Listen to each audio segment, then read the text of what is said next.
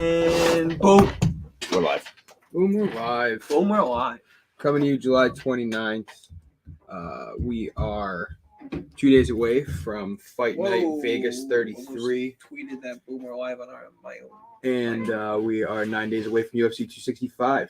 Just coming off a pretty exciting pay-per-view. I fucking fell asleep for like almost the whole thing. But the main event was pretty good. It was a good fight. It wasn't what I expected the fight to be. I'm pissed. But royally pissed. Royally pissed. Let's Fuck jump right the into it. UFC Let's talk about this. Let's talk Sorry. about this Sorry, Dillashaw Kelly. Sandhagen fight. Sorry. Fuck the UFC judges. Sal They don't know D'Amato. what they're doing. Sal D'Amato. Did you see what was don't- up with Sal D'Amato? What? So Sal D'Amato is one of the Vegas judges when they go to Vegas. Yeah. That's one of the, and they mix it up like every time. They have a bunch of different judges. But Yeah. Sal D'Amato is one of the Whoa. most experienced UFC judges. He scored the last two fights. And I didn't get to watch this fight, but it was Paiva versus Phillips. Yeah. From what I remember, Phillips dominated the first round, but he ended up losing the fight. I think it was the first 2 rounds he dominated, it looked like. So Sal D'Amato gave Dillashaw the victory. Yeah. He gave Paiva the victory, whereas the other two judges scored Kyler Phillips with a 10-8 round in the first. And he had Paiva winning the first round. Really? Right. So this guy had a couple questionable calls, and then I can't remember exactly what the last one was. What up, Colby? What up? If you want to grab a chair somewhere over there. But yeah, he had a couple questionable then, and I can't remember the exact fight, but there was one fight like last pay-per-view that he fucking was so bad for the judges' scoring card. Yeah. So that's a name to watch out for as a judge. Sal D'Amato. What's up, homie? How you doing? What up? What up? Peace and So chilling. we were jumping right into Dillashaw Sandhagen. We Oh. literally just started. We Okay, got here okay. at the fight. I thought it Great was- time. You need water? Nah, I'm all set. Thank you, though. I'm not as upset as Dillashaw winning. You know, You're upset with compared to Macy Barber winning. You know what I mean? Because Macy Barber winning, That was a rough. I gave the first 2 that rounds. is bullshit. I give the first 2 rounds to That Maverick. is bullshit. Someone's phone's on the ground. That's fine. Okay. Barber got takedowns. She got, I think, 2 takedowns it was. I could look up the stats for that, but they weren't significant. She didn't hold finished her in position. the second round. Yeah. She had top mount. I don't get how they can score that for her to. I don't know. And It I is didn't what it even is, I didn't but- even get to see that fight totally. I'm bringing up the Yeah. stats right now though. Total strikes, Miranda Maverick landed 82 to Macy Barber's 38. Significant strikes, 47 to Bro. 36 in favor of Maverick. Takedowns, 1 for Maverick, 1 of 6 Bro, for Macy How- Barber. dude. Those stats. How? Those stats. How? Kind of Yeah. fucked up. How? And the takedown for Macy Barber was she kept her. I forget. I think it's a Windsor. Miranda Maverick kept her Windsor and stood back up from the takedown. So Yeah, you're right. I remember that. it was. All right, so here's a more weird. deep breakdown of the fight. Macy Barber had a lot of clinch attempts. No ground strikes at all. Was there any ground control at all in this fight? I don't think so. I don't think so. I didn't watch this fight. I got to Dylan's right after this. It looked to be standing. So control time, Barber had Dude. 2.5 minutes to Maverick's minute and a half. Look at the landed by target. Was 83%. so Barber had 6 takedown attempts. She only landed 1. Same with Maverick, 1 of 1. But was Macy Barber just more active? 1 minute. And in the final round, she was. Yes. Maverick has way more strikes, 100%. In the final round, she was more active, but the first 2 rounds, it was Miranda Maverick going out. Dude. So in the That- third round, right here, we have Barber landing 13 of 40, Maverick landing 9 of 34. That's just to the head, and the rest was pretty even. There was a lot of clinch work by Macy Barber. I can see that. Was sure back against the cage. Which Miranda is Maverick. interesting because that's- TJ we have to- Dillashaw had a lot of control time, and I he think- won a yeah, kind of dude. questionable decision as well. Control time against the cage is one of the things that I'm not too big on. See, Super here's down the in thing. UFC. Me neither, but that's part of your strategy. You know, that's It looks that's like it winning works. on points. It looks like it like fucking shit. You're I controlling someone. I don't look at the UFC as something that anybody ever wants to see go to points. You know, a fight. You want it to be decided either via Are you submission. gonna That takes out what I look at the UFC as cool for. Like, so I'm going in to see somebody get finished by submission, by knockout, TKO. Did you see what I shared with you on Instagram? No. We're gonna get back to this, the fight night. We're gonna be talking about all the pay-per-views coming up. We're gonna have a lot to talk about today. I just want to bring this up real quick because I sent this to Mark. I want you guys' opinions on it. Tony Ferguson versus Nate Diaz in a 10-round fight. Oh. Who wins? What? Oh, it's Nate Diaz. No, it's dude. totally Nate Diaz. I have Ferguson, dude. I don't know. Because Gaethje was able to bust Ferguson. what weight class? Let's They see. fight? I got Nate. See that would be the question. I would think. 170. I would be lit. think it would be welterweight. Fuck it. Just make a 165 at that point. Yeah, Yeah. which is They something fight. that Colby and Poirier have said they're Yeah. gonna try too. Getting a little off topic. Right, we are. Keep yeah. going. I kind of like this. I don't know. Um, I think I would have Ferguson. In a 10-round fight. Alright. Those are like the only two guys that I really feel confident could go 10 rounds. There's a Well- couple other like smaller guys. Nate Diaz and Nick Diaz. Right. Yeah. Maybe Nick Diaz. Maybe not. Maybe. We're gonna He's see. a little out of there. We are going to see. Well, actually, I think it's only a 3-round fight. Yeah, but still, Right. We're going to see fight. how he Yeah. is. Yeah. I don't think Chris Martino would stop. Chris Martinez one. He could fucking do it, I Dude. think. I really Yeah. do. That guy- Don't. that guy is Dude, like- no, he got to work on his defense. Yeah. Dominic Cruz and Sean No O'Malley lie, he got to work on have that. been talking Yeah, about that'd be- having a fight. Who? Didn't Dominic? Dominic Cruz and Sean O'Malley. Didn't he retire? No. He didn't. He just won a fight Who retired? against. Can't remember who it was, but he was shouting out like Monster Energy at the end of the fight, and Joe Rogan was Yep. trying to cut it off, and he's like, "It's Monster Energy or some shit." Every Getting time he that says bread. it, he gets it. Getting Like that bread. What, fucking $10,000? Something. Yeah, probably more. Right. Dude. Yeah, I don't know who I have in that fight. I think I got Cruz. I think I Yeah, I got. got Cruz. Oh, and the Cruz O'Malley. Oh, So it yeah. hasn't been scheduled yet, but they've been talking about it, and I know that there's been conversations Love in the Sean UFC about O'Malley, it. though. Love him. Good I character. Yeah. don't know, because the kind of fighter you want against Sean O'Malley, because Sean O'Malley he's not world-class striker, but he's getting there. He has great reach and great striking. He's 5'11". Is he a world class Yeah, he's giant for that kickboxer? weight class. O'Malley, no. He's getting good. But he's almost a world-class boxer. Because he's really good at beating people up that don't have good defense. But here's the thing, Dominic Cruz Has- Dominic He is Cruz really has good. maybe the best head movement I've ever Then they're seen. fucked. Dominic Cruz's style, as far as switching stances and head Yeah, movement, he's is pretty amazing. Really He's also Can he 36 take now, and Dominic Cruz is a good wrestler. Yeah. Okay.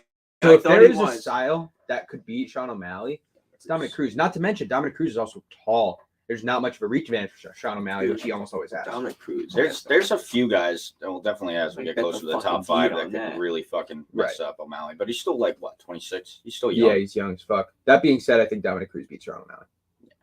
Yeah, for sure. I don't even. I don't think it's for sure because I think O'Malley could knock him out, but I think that Cruz would beat him in a decision. I think Cruz Well, takes it him was down a to the thousand ground. That dollars. control time obviously makes a fucking difference. You want to talk about Miranda Maverick again? Shit. Yeah, that's probably my biggest my biggest issue is control time against the cage. Like, it makes sense, but if you're not landing significant blows while you're controlling against the cage, like Dillashaw, we saw that fight. Dillashaw had Sandhagen with his chest against Sandhagen's back, unable to take him down for the majority of the fight. Now, when you say unable to take him down, I would challenge the fact that he might not have been trying to take him down the whole time. He was trying to get control time. What was Stalling. Corey Sandhagen Call doing? stalling. They have it in wrestling. They have it If in every Dillashaw other. was stalling, Corey Sandhagen was absolutely stalling. Dude, Corey Sandhagen almost won in the first round. I Every think people single time forget that. Dillashaw tried to get Oh, close, yeah. Corey Sandhagen just gave him his sack Stopped it. every time. Yeah, I think they both. I think a ref intervention for that would help. I think so too. We could have We definitely need seen a a ref fucking step in. judge intervention. But Dillashaw was active. He was kneeing the judges. knee and he was going for takedowns or sweeps. But yeah, I think once or twice, I can't remember who the ref was, but if they had stepped in, that probably would have been a good call. It's probably Herb. TJ Dillashaw is now ranked number 2 in the bantamweight Yeah, division. baby. The guy. Pushing down Sandhagen 2-3, wow. Yeah. keeping Rob That's Font tough. below Sandhagen. Wow. Cody Garbrandt moves to 6. Sean O'Malley moves out of the top 15. Now, Really? is Jose Aldo and Rob Font fighting? UFC 265 coming up No, August he's 7th fighting. is Jose Aldo Pedro Munoz. Oh, okay. And that is a great fight, I think. I don't know. Pedro Munoz 9, I got all Jose Aldo 5. I got Munoz. Man, I think I've said Aldo. That was pound. This is At all one those. point in time, I had good he was picks pound last for week, pound. so. This is all 5 years those. ago. 5 years ago, pound for pound best. This is all those third fight at bantamweight, I believe. He lost to Maurice. He lost to Piotr Jan. Oh, he beat Chito Vera, which is Chito Vera's decent. It's decent. Wow, 194. And now he's fighting Pedro Munoz. 194. Oh, strikes? Piotr Jan fucked up Jose Aldo. Yeah. Yeah. That's probably pretty rough. Oh to see. my god. Yeah, he's had some. I mean, he's still. 194. You want to talk Vera, about a like- good loss resume? Aldo has Yeah. a great loss resume. That's what I'm trying to say. Yeah, those are two of them are champs. Max Holloway, Volkanovski. Yeah, so that's insane. And the All right, Marlon all right. Moraes is very questionable. Like, there's a lot of people that go on record and say that Jose Aldo should have beat Yeah. Moraes, if not for the judge's Yeah. decision. Now, by the looks of this, if Munoz beats Aldo, what's Munoz's projection? I think. All right. Is he So gonna right be now, one of the best? Because So- by the looks of his, so Pedro Top Munoz five. is 34, turning 35 next month. He is number 9. Where am I going? He's number 9 in the division, fighting number 5. I think if he beats Aldo, Garbrandt moves to 5. Mhm. Yeah. Munoz goes to 6, and Aldo's somewhere probably like 8. It's probably above Marlon Moraes. No, wait, he lost to Marlon, so he probably goes. He did, but that was a just under. questionable loss, so I wouldn't be surprised if he does go above him. Marlon Moraes is also fighting very soon too. Marlon Moraes just had a fight added to, I believe, UFC 266. He's fighting Merab Wallace-Willie, and that's going to be a very interesting fight. That is the striker versus the grappler. Yeah. Moraes being the striker, Wallace-Willie being the grappler. Wallace-Willie also, I believe, younger, and he started to make a name for himself. Like, he just got in the division. I think he's on a 3-fight win streak. So that's another interesting. The bantamweight division Yeah, it's good. really started popping Really off good. a couple months ago. Like, really started popping Yeah, it's off. a nice Yeah. list now. is It popping. really is. What's the least popping off Probably light heavyweight, division?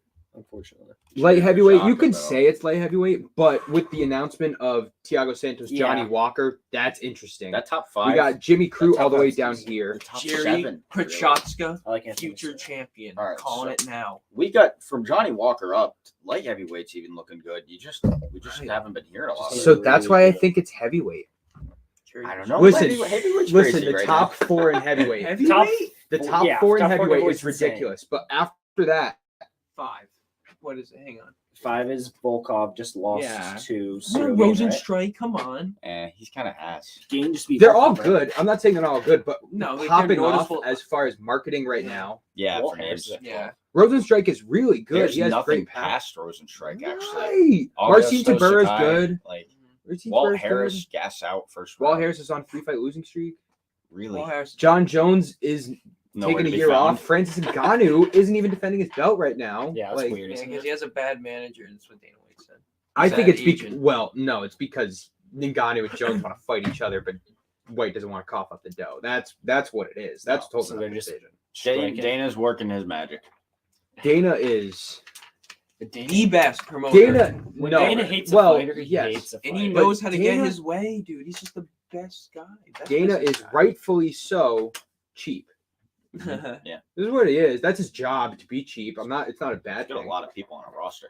Listen, John Jones giving a lot of versus people Francis jobs, Ngannou will sell 1 million to 1.5 million pay-per-views. I'd say at least 1 million. You have to make that a super card, though. You have to put something else on there that's Right. gonna really And I push it. listen, the UFC's been doing like 2 title fights like every other pay-per-view. How about McGregor Diaz 3 on that card? It's too far Nah. away. We got to see when it is. John Jones says he's taking a year off. And then Connor's I think- his and leg then is snapping in half. Dana White has put himself in such a predicament. He's saying that Ngannou gets the winner of Gane Lewis, which we will talk about very soon. And then Stipe gets the winner of that. So like the heavyweight division's clogged for the next year, Yeah, It basically. is stuffed up. Dana White needs to come up with a new division. Super, Super heavyweight. heavyweight. Keep bumping into I'd love a Super super heavyweight. Done that heavyweight. fucking like 5 Francis Ngannou. Would it- super heavy. Now let me ask you this: if we got a super heavyweight, would it be 265 and up, or Yeah, a super heavyweight. Yeah. or That's scary. do we want to do like 250 to 300? Nah, I want Whoa, no. unlimited after that. You do? Yeah. 260. You want I'd to love see to some see 400-pound sumo. bodybuilder No. go up Fuck against yeah. a 250-pounder? I don't. I would. Yeah. I don't. I would fucking watch I'd that. fuck- If he's I- willing to not cut the weight to 265, Here's then what- do it. Eddie Hall. Here's what I versus think, though. What if Francis Ngannou Doesn't have to cut. Doesn't have to cut. Comes in at 290. Yeah. Oh, That's a scary What if this man. guy literally is walking around like this, and he, he's deadlifting 600 pounds and squatting 500 because he doesn't have to cut weight, and he's eating all what he wants to eat. We get to see all the Cameroonian fighters. Because, by the way, apparently, like, fucking Cameroon has just muscles in their water. Yeah. Okay. Because there's a new arm wrestler on the scene just destroyed this fucking kid called muscles Schoolboy. in their water. And he never even arm wrestled, like, in his fucking life. Just fucking crush this dude's arm. I suck, dude. Okay. Cameroon So- might just have something in the water. You know more about In the sand. steroids. You know more about steroids than me. I don't take them, but I would Yeah, but And I will. And he probably Right. knows more in than the any of future. us here. I mean, just kidding. you probably will. But What am I 40? Why not? yeah, do you think like Nagano's ever done steroids? I don't know. Does I it don't look think like so. he's ever done it? Dude, he's a freak of nature. Yeah. Like, Yeah, That's hard to tell, Just man. freak. That's so. I know. hard It's to totally. tell. I know. his I know. traps aren't like Has John mountains and his Jones taken shoulders aren't. steroids?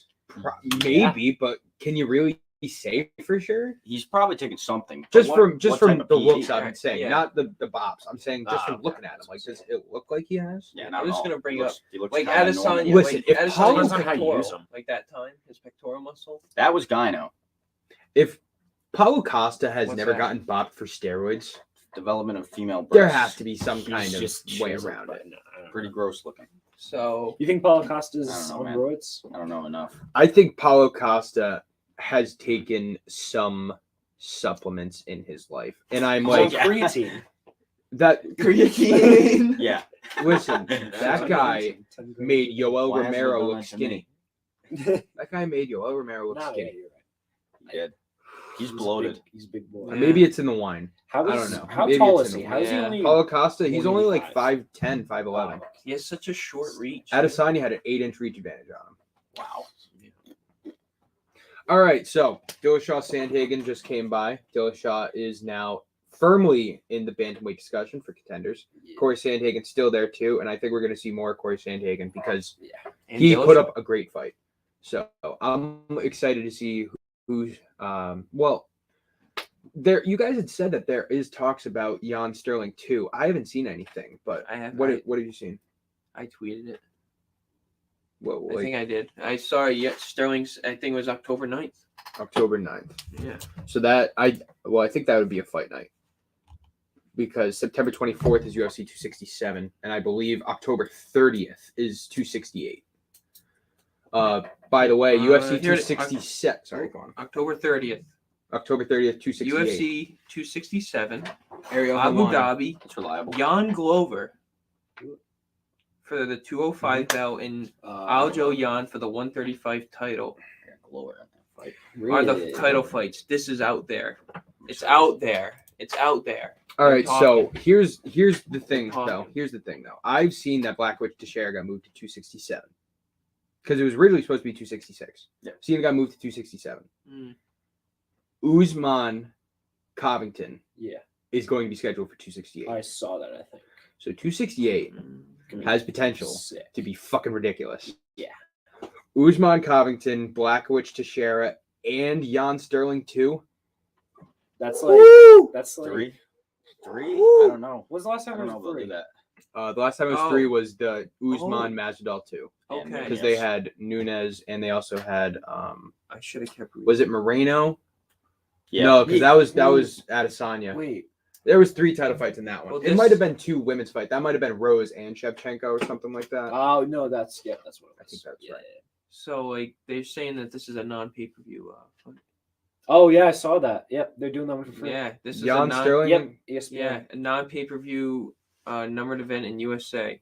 Some combo with ESPN and ESPN Plus. They're trying to grow the sport. Yeah, They're trying to they're trying to combo. put it on free TV so everybody can see it.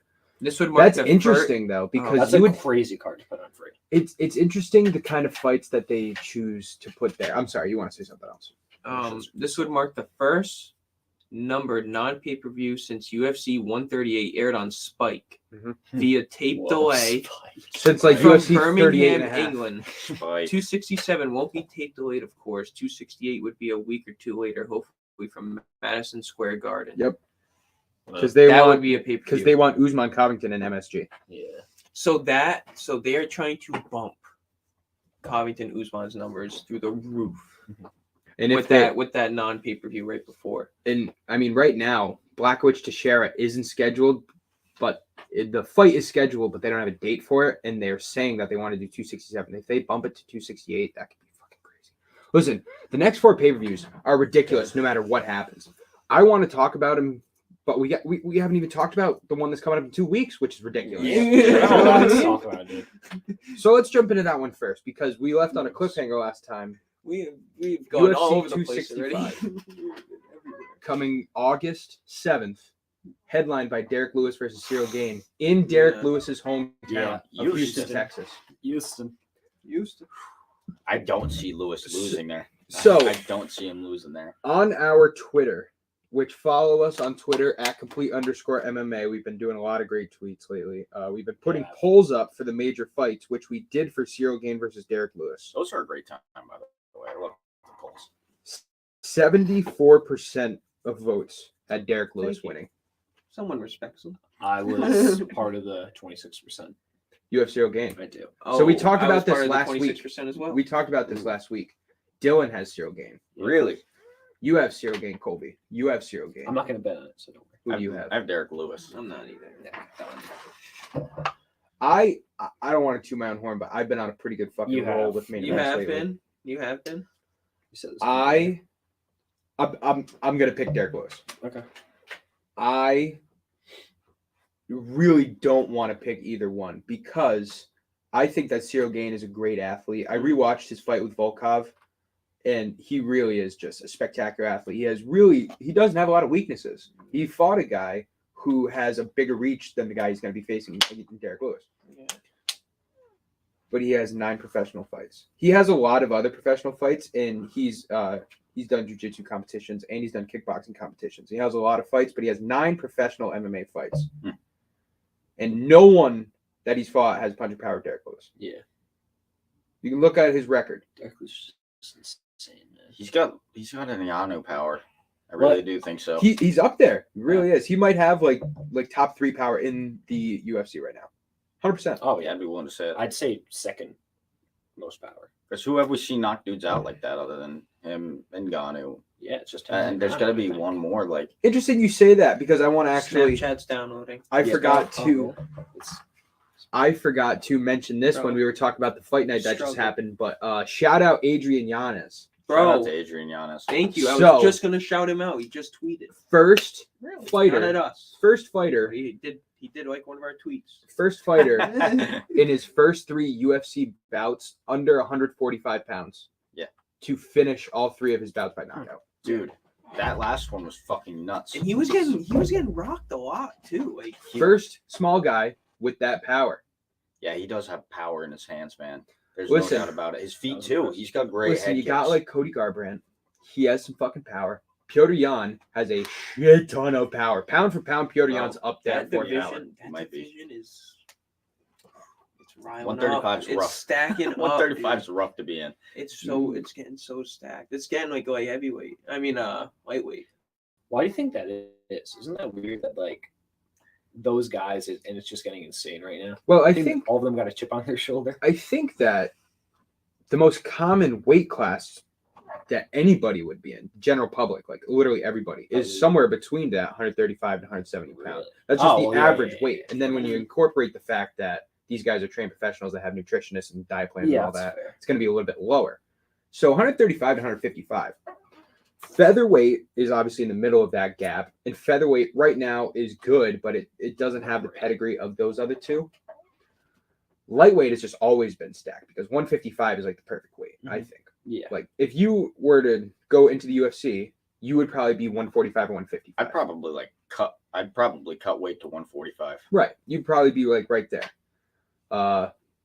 If you were to cut, you would probably be 155. You're what, like 160, 170? I would try on to a get bad to day? 145. Right, right. That's just like Like- the average one. We wouldn't because we're I'd just bigger like guys. to be equal to I would. 170. I weigh 220 pounds right now. Whoa. I would You'd have to fight Ngannou. listen. But here's the thing. No. Imagine, Because I imagine that. Because I think I could cut to 205. Oh yeah, easily.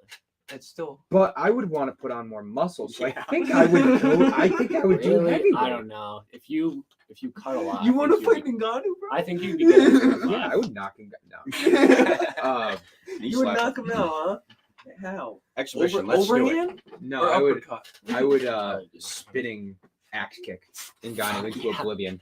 Break the collarbone. Anyway, back to reality. Oh my god. You have a better chance of submitting him. Pound I don't- power. I don't know. Pound for pound power. But I like bantamweight division. We were talking about middleweight 2 months ago, the same way we're talking about bantamweight right now. It's like it just started to pop, and then middleweight's kind of simmered down over the last 2 months. Yeah. Obviously, when Adesanya fights, it becomes bigger, and then you have like those lower level guys, and obviously, Derek Till versus Derek Brunson did get canceled, Did? but it's being targeted for UFC 266, which is September 24th. But it was supposed to be in 2 weeks, and now it's not. Yeah. I got Derek. How But does the middle, Darren Till keep getting canceled? but He's the scared. middleweight division is right on the cusp of being one of the top divisions. Welterweight, welterweight and lightweight, I would say right now are the top two Yeah, divisions. They have been for like a year. Yeah. And then you got bantamweight is now getting up there. Middleweight's had its moments. Flyweight had a spurt or two with Yeah. Moreno and Figueiredo. Light heavyweight, I think, has been the least attractive division in Yeah. the UFC I agree. since John Jones left. And honestly, a little bit before that. Yeah. Yeah. Once he beat Cormier the second time.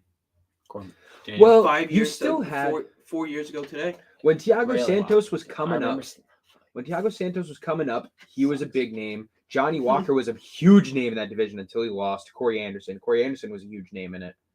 And Anthony Smith, before he got dominated by John Jones, was a big name. So it was a little bit after Jones DC2. I think that was in like 2016. So we're talking about 5 years ago. Yeah. I just think it's so interesting that the UFC divisions fluctuate as far as, I don't know the right word exactly, but attractiveness seems to be what I'm kind of looking at, like from a fan's perspective. Yeah.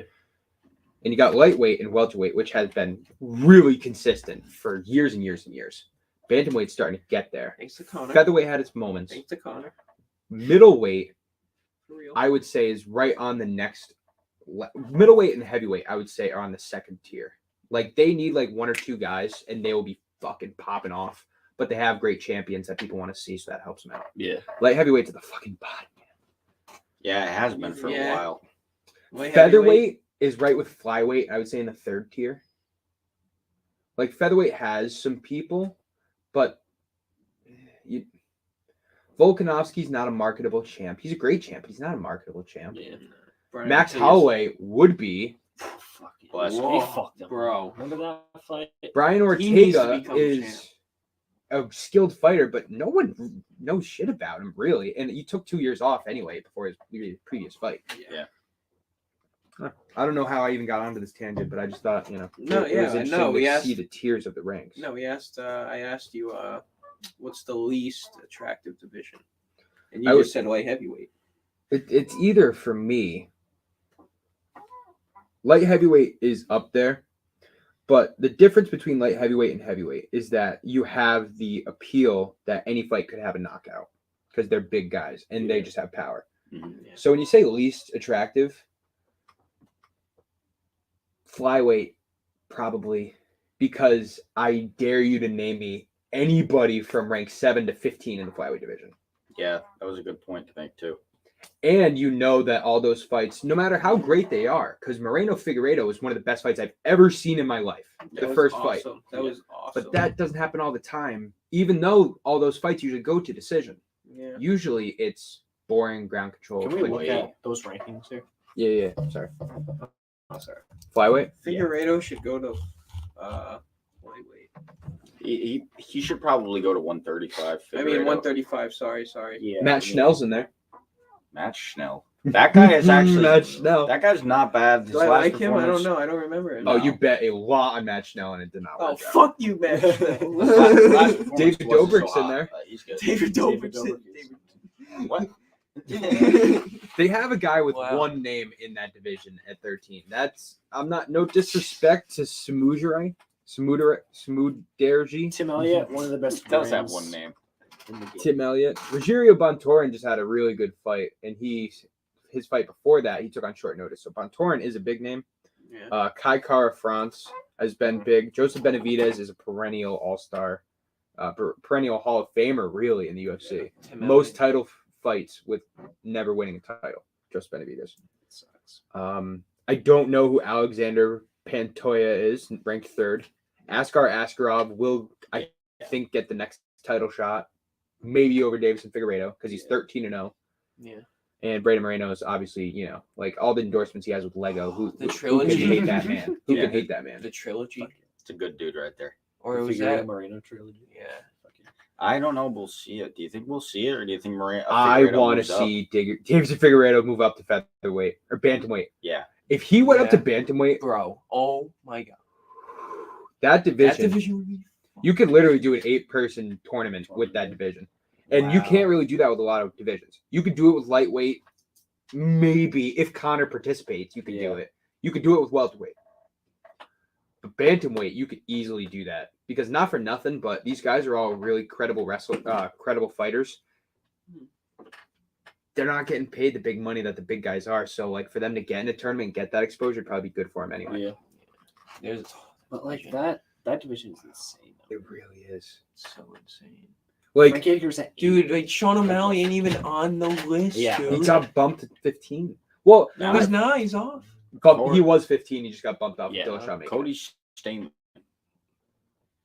Cody Stamann is actually a killer who just hasn't fought in a year. Cody Stamann, he could totally go up in that division. Inactivity sucks. I think that Cheeto Vera shouldn't be on that list.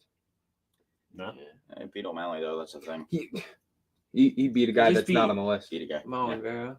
He beat a guy that's not on his list, and that guy happened to get like a fucking fucked up leg in the first round, in the first 2 minutes. Yeah. You know, if Poirier's win wasn't totally just, That's what I it's was Cheeto gonna say. Vera's. That's just what He's just trying to hype him up, dude. Right. He's not, He's bet trying to ag- hype him up for that rematch bet against him. because Cheeto Vera, Sean O'Malley will fight again. Oh yeah. 100%. 120%. That You has think to that's his happen. next fight? I That's think gonna it be a should be. pay-per-view. I think it should be. I think that if you ask Sean O'Malley, he'd probably be like, Cheeto Vera has to get another win. And I can't even blame him for saying that Yeah. because Vera has been kind of irrelevant the last. He got a recent he- win, but you don't know who it's against, do you? Dude, Sean I can't O'Malley's a think of it. sell, man. He's a sell. He is a sell. You know? But He's a well-known name. until he gets a big win, which at this point his biggest win is Eddie Wineland. Yeah. Now, I was too young to remember the rise of Connor. Was Connor kind of like how O'Malley is now, where even when he was not in the top 10, it was like big fights that he was fighting in and he was getting a lot of recognition?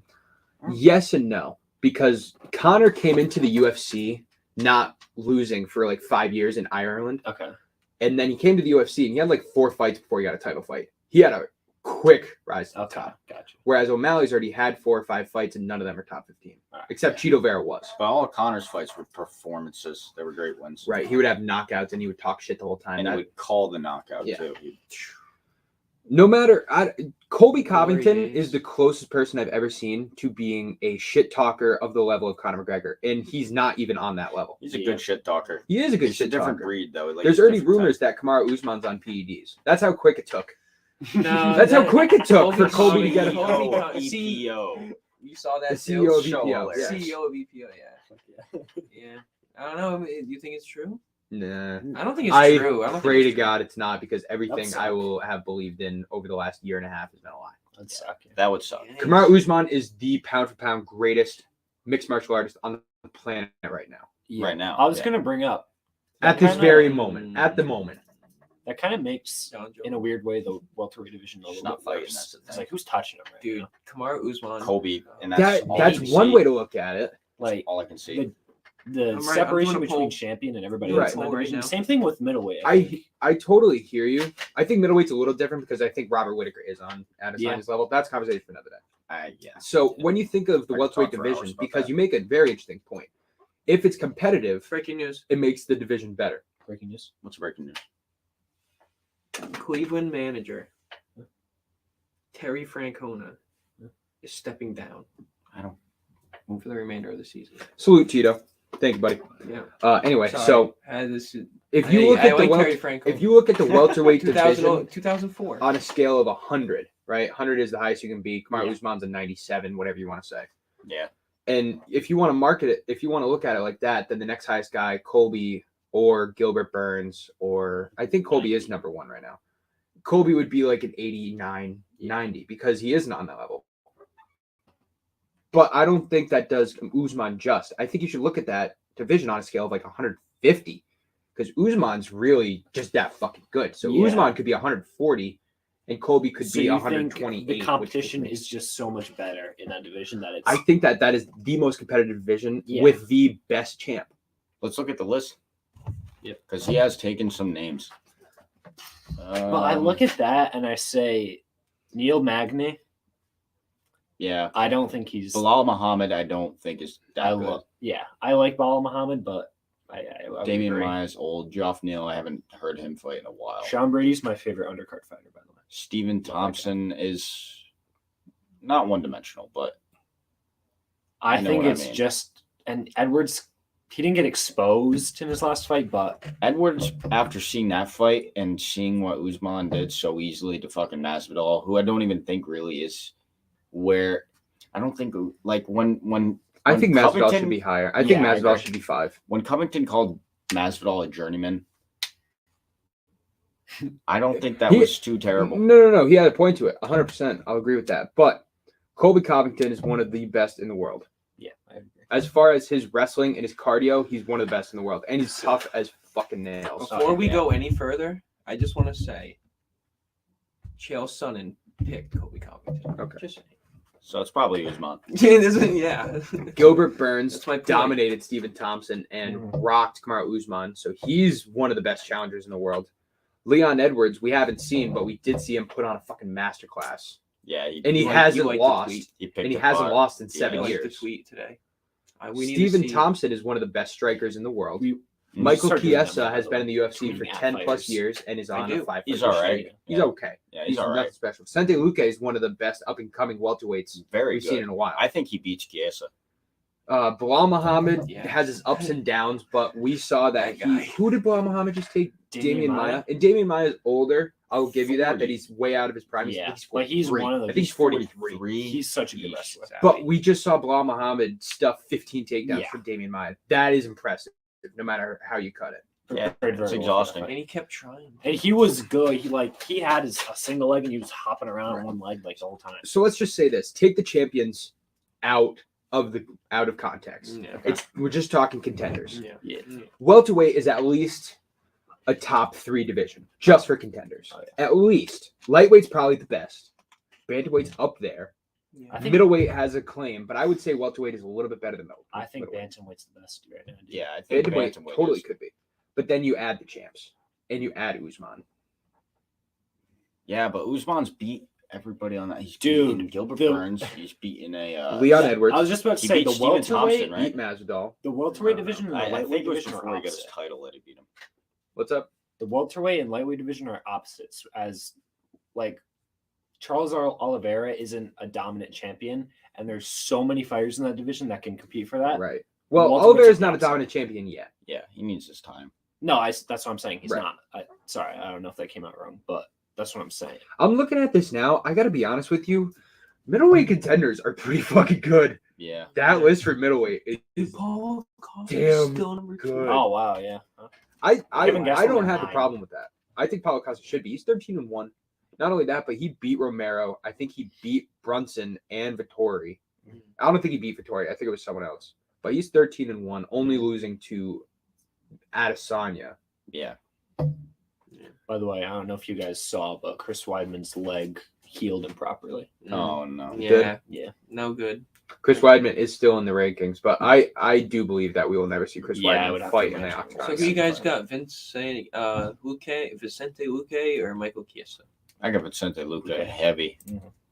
Heavy on the feet, on the ground, wrestling, taking him down. I got Vicente Luque for that fight. Yeah, I got Vicente Luque. As an analyst. Let's see.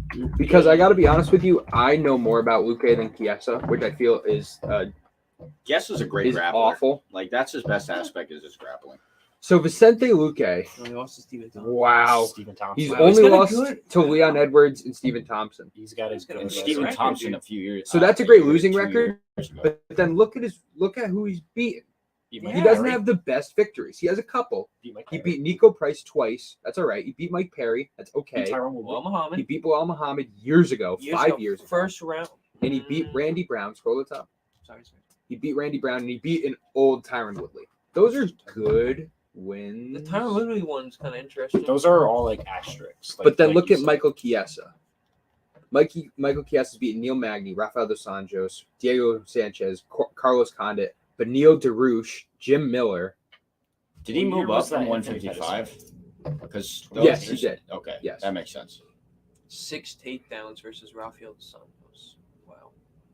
I believe- 5 against I Diego believe Sanchez. he- 4 for against Carlos Condit. Not only did he beat Benil DeRouche, by the way, but he rear naked choked Benil DeRouche. Yeah, Which he's is a great impressive. grappler. Wow. That's the best part about. So he Chiesa. lost to Kevin Lee and he lost to Pettis, both by subs, and those were his last 2 fights in lightweight. And so he's now at welterweight, not cutting as much weight, which we see Masvidal made the fucking difference in the world. Mm-hmm. And he's on a 4-fight win streak and he's beaten 3 top 15 competitors in that 4-fight win streak. Hmm. And now he's going against Vicente Luque, whose best win, arguably, is against a 38-year-old Tyron Woodley.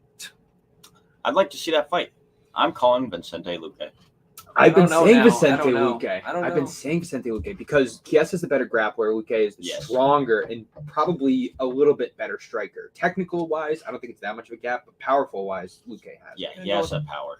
I'm going to go with the hot hand over here. This guy's just picking fights That's left and fair. right. Reach is identical.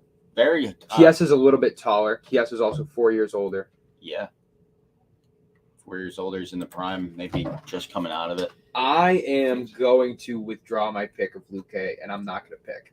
I'm gonna Because now that I'm looking at this is a fucking really tight fight. This is a good fight. I'm gonna keep my bet. Song Yudong's fighting. This I'm whole gonna say card Luque. is really good. Song Go with Yudong Ryan. is Casey. Go with the high end. By the way, I'm just remembering this now. UFC 267, which we'll get to probably in a second, we forgot to mention is the return. Khamzat Chimaev. I thought you were gonna say Oh, Brock Lesnar. really? I thought you were gonna say Brock Lesnar. I You was just for never some bet- reason I was you never giddy, bet like a little against kid. You never bet against Kaz. Who's he fighting? You never. Li Bet against him. Jingliang. I don't He's know gonna that give him a guy, room. so I'm gonna guess. Chinese fighters have not had a great No. run in the UFC lately. They have No. Remember not that one had a card good where run. there was like 7 of them and like Yeah. 1-1? That was Yeah. the one where Wiley Shane got knocked the Yep. fuck out. Yeah. And then there was like 4 Chinese fighters in the first 4 early prelims, and they all all lost. lost. That was tough. That's tough. Tough for China. But they're second place in gold medals right now. Right? Yeah. They're killing actually it. first, Ups and They're downs. first? Yeah. Ups and downs. unless it's changed. Speaking of that, do you think MMA should be in the Olympics? Hell yeah. That would be awesome, dude. Because like think about the worldwide like attention that MMA gets. Like that'd be insane. That would boost the sport drastically. It might I not think be it should. super My question marketable for is- the Olympic side. Why is 10mm air gun Exactly. on there, but not like a jiu-jitsu or MMA or? See, that's what I think because there's already Olympic jiu-jitsu and Olympic wrestling. Yeah. There's Olympic judo. Is there no jiu-jitsu? No. It's just judo. I believe that. Well, that almost even makes my point more. I don't think MMA will be in the Olympics. I would love to see it. I think it it's too should be, but I brutal. don't think it will because it's too brutal. Because the Olympics is something that everybody watches. Yeah. You know what I mean? Kids Yeah. and stuff. I love the Olympics. Put 'em on a lot of put 'em people on I say think it's that a- would grow the sport so much. You gotta It get would. kids involved. No, You it gotta would, get- but at the same time, Olympic committees, not for nothing, and no disrespect to them, don't give a fuck about building any businesses Yeah. besides the sports that they have every 4 years. Yeah. And I don't really know that Dana White would be Without the a- biggest supporter of the MMA going to the Olympics. It would steal his title as the best company It for would MMA. do that, but also every 4 years, you would see a lot of UFC fighters taking a whole year off training for the Olympics. That's another big part of it. Yeah. That's like Probably for the NHL. best. NHL stopped letting their players go to the Olympics. Right. Because they lose a whole month of play. Exactly. And not in the NHL's, it's double because their playoffs are right before the Olympics. And you got star players not being in the playoffs. Well, they're right. Yeah. Olympics right before the playoffs. Yeah. In Olympic boxing, they make them wear headgear, right? Yes. Yeah, so that wouldn't work with MMA. Right. Oh, Yeah, so- No, exactly. And What about, boxing has been one of the biggest sports ever, and that's why it's in the Olympics. MMA has been huge for like 8 years now. Yeah. Arguably huge for 8 years. It's been huge. You could for say 8 like years. 4 years. I Conor Khabib was 5 years ago. Wow. I think Well, Connor boosted the I'd sport. say like to what 10 it is years now. ago. Before that, it was. I give It him a was little more it credit. was noticeably big, 15, but like I wouldn't say it GSP. was huge. Like, let me ask you this: at this very moment in time, what is the bigger sport to a general 27-year-old male in the United States? MLB or UFC? That's I was just thinking. MLB. That's still It's probably borderline. baseball. Still Borderline. borderline. It's still probably It's baseball. still probably baseball, but that gap is getting so much fucking shorter. I think it and passed. MLB hockey in has been America. a sport league since 1856. That's crazy. You know what I mean? But So who's to say in 8 years and 2 Olympics from now that MMA won't be the biggest sport in the world and it will be featured? It's gonna be in the big Olympics? because it's like soccer. It's like all around the world. and I think it's different It's because there's multiple so many countries. people and it's all like individuals. yeah. There's Yeah. 30 MLB teams. There's hundreds of UFC fighters. There's It's hard to hundreds of keep track. countries. It's like Yeah, what, there's 300 600 countries. 600 fighters on contract right now. We're going to That's take a quick commercial break. Sorry for interrupting you guys. We're going to pick That's this right back up. I just want to run a quick commercial. So thank you everybody for tuning in. Make sure you check out nakedsports.com, which is our proud parent company for MMA Complete. You're watching MMA Complete. We will be live streaming every pay-per-view. This pay-per-view, Check out the we Twitter. don't know yet. I have to work till like 10:30. So if you guys want to stream in our normal time, that's cool with me. But we will definitely be live for the main card. So come check that out on August 7th. That's Derek I am Lewis, Cyril Gain, down. Amanda Nunes, Juliana Pena. Is that right? Yeah. Yes. So that's going to be a great card. We do live streams every pay-per-view, 8 p.m. to 1 a.m. So it's a great time. Come check it out. Also, go check out or follow us on Twitter at @complete_MMA. Go subscribe to our YouTube page, MMA Complete Podcast. That's the easiest way to get our content. We will be right back talking about UFC 265 and everything else UFC. Thank you everybody for tuning in. If I could find the little thing. Yeah.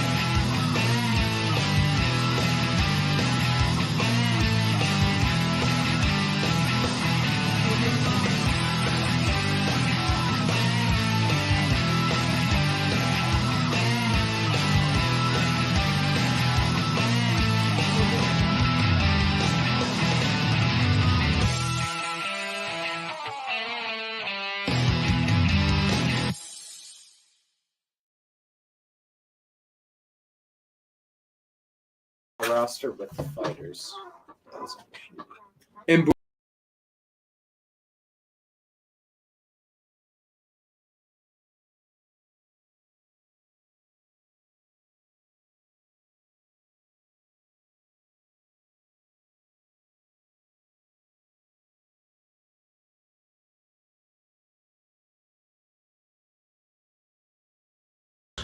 all right, boom, we're live. Boom, we're actually Boom, live. we're back. Sorry Um, about that. so maybe that's something. I don't know if you guys want to do it, we can, but maybe it's something we can think about for another time because I kind of want to talk about the pay-per-views anyway. we need Yeah, to there's get a a more lot. structural view. There's a lot to talk about for upcoming fights. You'd be here until 10:30. Let's get 265 out of the way because No. it's coming up it's coming up the soonest, and there's a lot of big fights starting with the interim heavyweight championship of the world. This fight will forever be the second baddest man on the planet. Okay. Well, I like grilled chicken too. so good. So let me hear your thoughts. We all made our picks. I finally made our pick. Twitter's made their pick. 74% say Derek Lewis. So I want to hear from Cyril Gain. What do you guys? Why are you guys picking Cyril Gain? I'm picking Cyril Gain because he's just so much more technically sound than Derek Lewis. And I think the only way Derek Lewis wins this fight is a first or second round knockout. I don't even think a third round knockout is possible for Derek Lewis. I would say he has to. I think that Derek Lewis can knock him out in any round. I would say it's most likely it happens in the first 3. Cardio. And I've explained this to you before. I don't know, on here, off. I think Cyril Gane is like a good comparison to, was it Alexander Volkov? Was that the guy that Derek Lewis almost beat? He did beat. Then that was the knockout. no, that was my balls was hot. Yeah. He was supposed to lose that fight. He was losing bad, and then third round knocks him out. He was supposed to lose that So fight. that's what I'm I saying. think Cyril Gane's a little, not a little. I think is more athletic than Alexander Volkov, and I think he's more powerful. And he just beat him, and I think he can beat Derek Lewis. He ain't gonna get that one punch every time. He's gonna do it every time. I didn't realize that Gane beat Tanner Boser. He's That got a came good out. decision. Fuck Tanner Boser. Who'd he be in? But That can't be right. 2019 was not. Oh, it was Fight Night 165. Yeah. Okay, I was about to say that's not right. 2015. Yeah, I just think Cyril Gane can get the job done. I think he can get him to the ground. He has really good kicks. His kick game's really good. I think that can. If he kicks the front leg at Derek Lewis, that's just going to take power out of him. So Cyril Gane is Especially for 2 rounds. He's 6-0 in the UFC. Out of his last 4 fights, which were all wins, obviously, 3 of them were by decision. The longer you go with a power striker, the riskier it is, but it's the best method to handle him if you can take him down. Let me ask you I guys. see Cyril Gane just striking with him. He's a TIE fighter. Let me ask you guys this, and I hate saying this, but I'm just trying to be real. There is competition gaps in the UFC. There just is. These guys are all obviously skilled, and they're professionals, and they're great athletes, but there's a competition gap, right? But in heavyweight, it doesn't really matter. It does, though. Alexander Volkov is a good technical fighter, but he's not blowing the doors off anybody. He's just not. 33-9. Holy shit, that's all to fight. Jairzinho Rozenstruik has a great record, 12-2. He's top 5 in the heavyweight division. But if he doesn't knock you out, you're beating him. Yeah. Like we've seen, That's what happened there. Exactly. He gasses really bad, just like Walt Harris. He knocked out a 35-plus Junior Dos Santos. Yeah. He took Tanner Boser to a decision. Couldn't finish Tanner Boser. No disrespect to Tanner Boser, but we've seen his 2-year stint in the UFC that amounted to him having 1 win that I can't remember who he beat. Ilir Latifi or something. The 2 submissions is what intrigues me because I think if he gets him to the ground, he's submitting him. But he has 2 submissions against 2 guys I've never heard of. Dantel Mayes I've heard of, but I've never heard of Rafael. Has anyone ever taken Derek Lewis to the ground and done anything with him? Oleksiy Oleinik took him to the ground and held him for a full round. And Oleksiy Oleinik is a great wrestler, and he couldn't submit. Yeah, I was going to So say that's one thing. He's got but he kept trying to go for the Kimura, and he couldn't get it. And why couldn't he get it? He couldn't just try something else. I think- Strong, slippery dude. Yeah. I that think might that be Cyril it. Gane has potential to submit him, but I think Cyril Gane, what he should do is take him to the ground, like we've seen the last How couple. did he submit him? Sorry to cut you Like off. we've seen in the last couple fights. I don't know. This doesn't sound like. Flying triangle. Like we've seen in the last couple weeks that has worked out well. I'm barely even on camera. You should take him to the ground, keep control time, keep getting points, land ground and pound, not fuck around with submissions. I don't want to see him fuck around. I'm not rooting for Gane. Maybe 1 or Obviously, I 2. said that Lewis should, but I think that your best bet is to take him to the ground because Lewis is obviously better standing than he is on the ground. I think he should ground and pound him because that'll obviously weaken him. And then I think that if he ground and pounds him and just fights for position, Derek Lewis is going to lose his cardio so much quicker than if Cyril Gane attempts a guillotine for 2 minutes, doesn't get it, and now Cyril Gane is more tired. Yeah. So if Cyril Gane can take him to the ground every round, just control him and like work him ground and pound, that is the only scenario that I'm taking Cyril Gane. Big thing to mention. Derek Lewis has been off the Popeyes for a while now. I think he's in shape. I think he's in shape. What is Derek Lewis's recent record looking like? He hasn't lost Good. since fucking. Has he DC. not lost since DC? And I think Cyril Gane is just gonna kick him. He's gonna keep his distance. If Wow. he sneaks in, he can try and take him down. Junior. He lost back to back, and then who did he beat?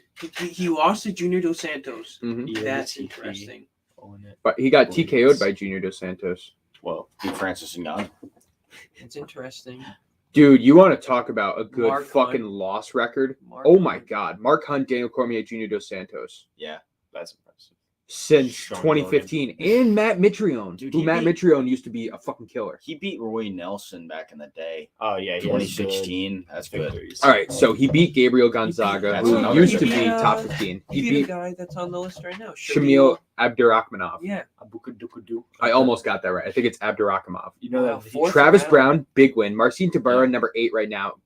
Ngannou, that's a fluke win. I'm barely counting it, but it's a huge win.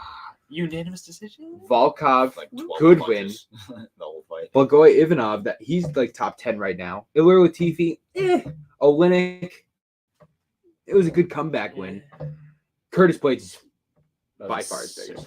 It's crazy because we talk about him in cardio, and most of the fights that he's won is in the third round. That's because he just has the power. The power stays with him, man. The power does not go away. Fourth round, you're still getting your lights out. It's preservatives in the Popeye chicken. Something switches in his, Dude. his like. I don't know what it is, man.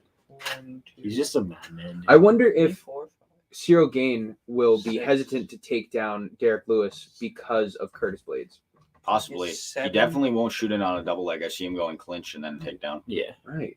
7 wins in the third round. Wow. That's a lot of wins in the third round.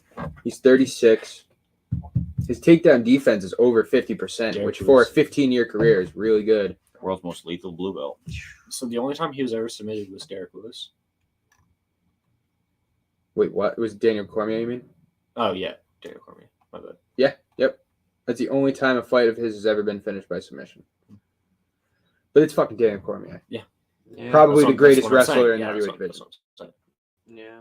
So I'm not going to get into that. Wrestler, Right now. yeah. Strict wrestler, I'd say so. Kane? Oh, Cormier's probably better than Kane, but that's tough. yeah. That's Well, tough. was Kane an Olympian? Couture Yeah. for his day. Yeah. What's Cormier- that guy? Arden anyway, Wabo? Artem Lobov. It was Lobov a heavyweight? I think so. Was he? No shit. I thought he was a welterweight for some reason. Anyway, UFC 266. We have Amanda Nunes versus Juliana That's not Pena. Go ahead. that fight got canceled. Nunes? Yeah. Won't do it here. Really? Wait, are you serious? She has COVID. Nunes has COVID? Yeah. Nunez Really? has COVID. Yo. Yeah. That sucks. Fucking. Am I breaking this to you guys? No, she Possibly. doesn't. Are you sure, bro? I'm pretty sure. Look it up. Type in COVID. Nunes COVID. Sorry to everybody listening and hearing me type all this shit. Just positive for COVID. Oh, 6 hours ago? Canceled. Breaking Oh, news. yeah, you're breaking this shit. It happened Wow. Sign Tweet me. that. Why didn't you ESPN. tweet it? Why didn't you tweet it? I was gonna text you guys, and I was like, "Oh, they definitely heard about this." today. Nah, We're totally. working. We're Absolutely working. Yeah, my bad. All right, But so yeah, that's not happening. co-main event is Wow. Jose Aldo versus Pedro Munoz. I still think Nunez wins What the with With COVID. COVID. We're under the mask. Bro. She fucking wins. Yeah, I do too. I actually do too. Amanda Even if she Nunes has with symptoms. COVID. That's the handicap of what the division needs. Like, Yeah, it is. Ran a poll too. That ended. Just ended. Well, I got to be honest with you. That kind of drags this pay-per-view down a little bit. yeah. I don't think it drags it. Too bad. There's like five good fights in the whole thing, Well, in my opinion. okay. And I'm not, there's going to be good actual fights, but as far as a marketing perspective, yeah, oh, yeah. there's 5 fights that you can really say shit about. You see that? Bobby Green, Rafael Fiziev is actually going to be a good fight. Tisha Torres, Angela Hill will be all right. Kiesa Luque is a banger. Aldo Munoz banger. Lewis Gain banger. I am so looking Song forward Yadong, to Casey Song Kenny will Yadong's be good. long. I think that's going to be a boring fight, though. I think that's going to be a wrestling fight. It's not- Casey Kenny likes to throw punches. I'm not sure how Song Yadong likes to fight. I'm looking to see because we haven't really looked at measurements too much. So Cyril Gain will have a 2-inch reach advantage. Jose Aldo will have a 5-inch reach advantage on Munoz. Equal reach for Kiesa Luque. 1-inch reach for Kenny. Oh my God, the kill kid. Even for that fight. Angela Hill has a 4-inch Whoa. reach advantage. The prelims are all right. Carolina Cavalcavage versus Jessica Payne is actually an interesting fight. Carolina Cavalcavage used to be a top 3 contender, and then she just had 2 losses that were kind of Yeah, Angela Hill is looking pretty fucking good. Yeah, Angela Hill, Tisha Torres is actually an interesting Who did she fight. just beat? Hill? And she's Yeah. 13-9. That's what I know. She just beat someone. Ashley Jeez. Yoder. Actually, Yoder, yep. That's not what I was thinking of. Oh, I was thinking she lost to Michelle Larson. For some reason, I thought she beat Michelle Larson. She's 13-9 now. But yeah, so that kind of bums me out because that.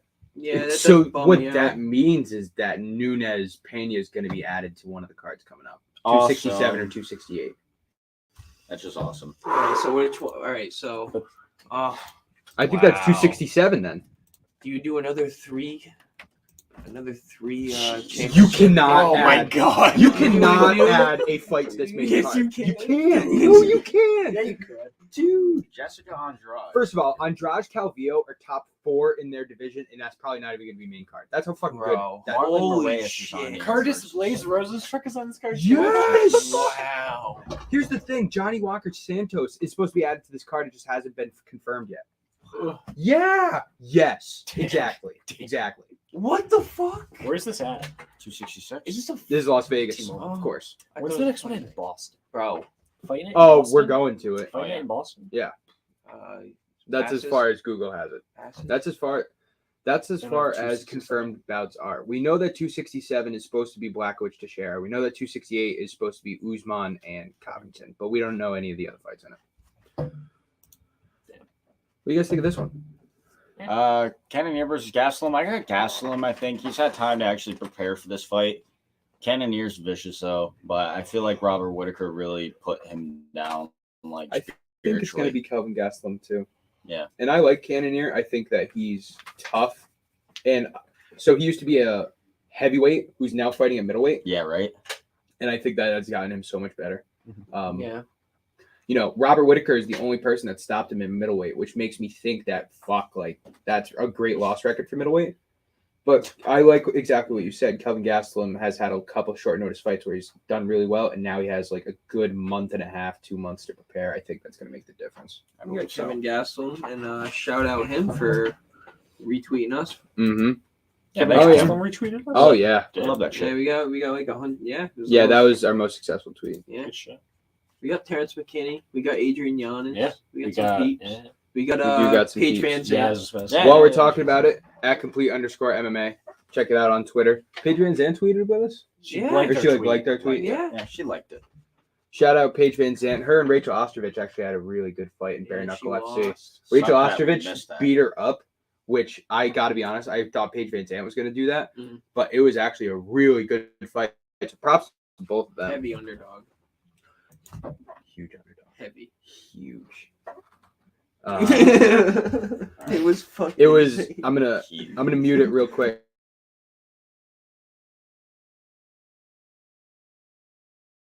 Yeah. I could have called that. Paige Van Zandt was minus. We Oh, we I ran a would've poll bet and that. it was 100% Paige Van Zandt on Twitter, Yeah.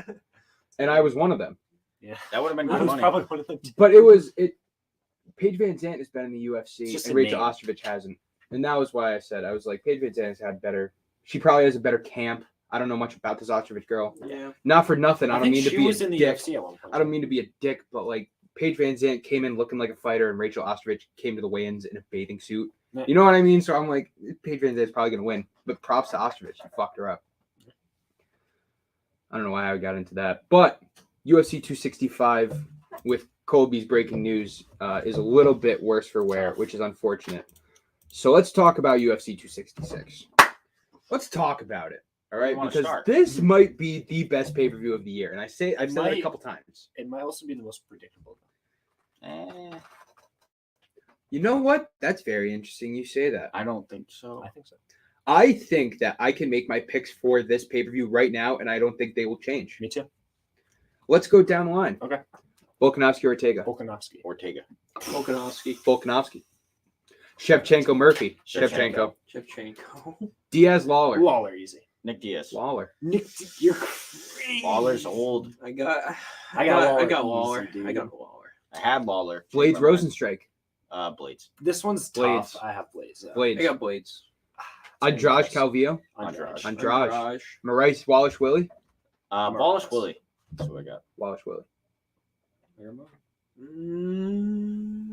Yeah, sure. I'll go with the hot hand. And then this fight I haven't even talked about. I know, it's crazy. You know what's really crazy? Abdurakhimov versus Chris Daukaus. They're both top 10 in the heavyweight division. Yeah. Wait, heavyweight? Yes, heavyweight. Oh. I believe Abdurakhimov is like 6. Oh, really? 7. He's 7. Chris Daukaus is 10. Yeah. All right, so we have the 7th versus the 10th best heavyweight in the UFC fighting in like the 8th most important fight of the night. If that's like a good fight, one of them's going into top 5, I think. If that's like a performance of the night type of fight. I like that point you made. I think that I lot could happen put in a this 16 parlay right now. A lot could happen in this card. So which fight? We disagreed on a couple. Mark said Ortega. Mark also said Nick Diaz. Yeah. Kobe said Marlon Moraes. Yeah. Which one are you least confident in? Me? Kobe. You said Blades and Rosenstrike was close for you. That's probably why is that? Is it same because reason as Lewis versus Gain? Okay. Lewis versus Gain or Lewis versus Blades? Because that looks exactly like Rosenstrike. I really think is a clone copy of Derek Lewis. Just less good. I don't know. Yeah, but at the same time, like I can't remember his last win, but he knocked someone the fuck out in his last fight. Oh yeah, he lost to Augusto Sakai. He absolutely sent Sakai into next year, and Junior Dos Santos. He has power, man. He's power. The only people that have beaten him is Francis Ngannou and Cyril Gaines. But he's the type of guy. Like look at the kill of JDS. Let's look first, second round. Yeah. Let's look at the kill. I know. Well, it was a fight that Junior Santos was winning. We watched the fight. Yeah. We all had Junior Dos Santos actually, or at least I did. Yeah. And Junior Dos Santos was winning, and then Rosenstrike just knocked him with one, and it was over. Oh man, this is gonna be such a good card. It's gonna suck. It's gonna really suck. I don't know if it was this one.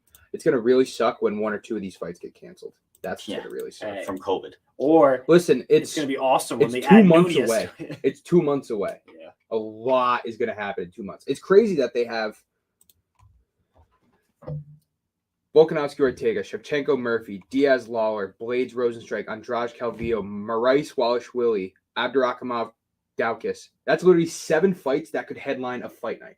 Yeah. Like we're talking 7 headlining fights 2 months out. Yeah. That's almost unheard of. At least it has been in 2021. It makes me think that the UFC has another fight that they're going to put as the main event, and they're just trying to get a stacked card. They might. Like what? You think Ngannou Jones? No. Sorry. No. I'm just bullshitting. I'm just bullshitting. Hey, if anyone's tuning in, I just tweet out polls. Go vote. What if Izzy comes back? Adesanya just fought though. Quick return. I look forward. Who's he going to to fight? Whitaker. Whitaker? He is Whitaker? fighting Whitaker. Didn't take a lot of damage in his last fight. Mm-hmm. Fights Whitaker. He didn't take too much damage, honestly. Yeah, beat him up. He was laughing at the end of the fight. He was slapping his ass. Blachowicz versus Teixeira was supposed to headline this card, but it got pushed back. Really? Imagine if fucking that was on this. I want Teixeira to be able to fight sooner than later. You know what's one champion, and it's awful, but you know what champion is kind of been pushed to the side and no one really thinks of them right now? Oh. Rose Namajunas. I love her, bro. When is she going to fight Joanna? Or when is she going to have the rematch with Zhang? It's got to be a rematch because she's already beaten Joanna, twice? Maybe on that. They're 1-1. Maybe on that. Really? 1-1? She's beat her No, twice. that might be wrong. No, Rose might be 2-0 against her. Yeah. I want to see Rose fight soon, though. I like her. Probably. She didn't Yeah. really take much damage in the last fight, dude. She's ready. Yep, she's 2-0 against Joanna. Wow. So, let Carla Esparza get some. I believe that's her name. Carlos Barza just beat Yan both of Janana. those But I think fights- Wiley Zhang deserves a rematch. 145 to 105. Holy shit. Wiley Zhang deserves a rematch, though. Oh, yeah. That's the fight to make. 6-month medical suspension, though, right? Is that Joanna's last Yeah, fight was it's to gotta be. Wiley? We haven't seen Joanna since the beginning of COVID. Wow. Good point. I want to see Joanna versus Carla Esparza. That's what I want to see. That division's kind of stuck right now. Yeah, it is. But look at the killers, dude. Joanna, Carlos Yeah. Barza, Yandra Nan's up next. Marina Rodriguez has some fucking roundhouse kicks that will send your lights out. Claudia Gadella, Michelle Watterson, Tisha Torres, Angela Hill. That's kind of a deep division. Michelle Waterson's coming for everything. After the top 10, it starts to get kind of. Yeah. Miranda Maverick's at 14. Huh? Should have won. Wow. Damn. Miranda Maverick's also 24 years old. Yeah. Good for Just her. saying. A lot of young Good for her. women in the UFC. All the women's divisions are stacked, though. Even Yeah. flyweight. Andrade, Chikagan, Murphy, Jennifer Mayo is just a Joanna challenge Calderwood, contender. yeah. Joanna Calderwood. Vivian Araujo just had a comeback victory against, I can't remember who, but she was super impressive. Who did Jessica this guy I. just fight? I can't remember. There's so many. Grasso? There's so many What's fights that Grasso? have gone Was she on. in the fight where the person's forehead got cut open Oh, horribly? Oh yeah, she was the third eye.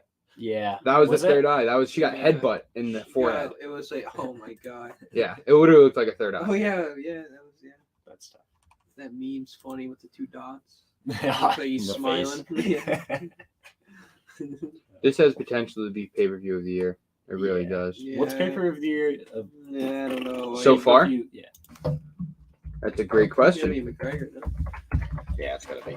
Well, are we Other than talking? Are we McGregor. talking like legitimate, like pay-per-view Alright, of the not- year not by McGregor, best not McGregor. fights By or sales. most? We're talking most sales. No, I'm Then yeah, saying it's best McGregor. fights. No, I was best wondering. fights, okay. Other Yeah. than McGregor, if we're doing that. I think. Is this gonna tell me like Maybe- actual pay-per-views? No, I was gonna say Jan. Usman Masvidal 2 was a huge one.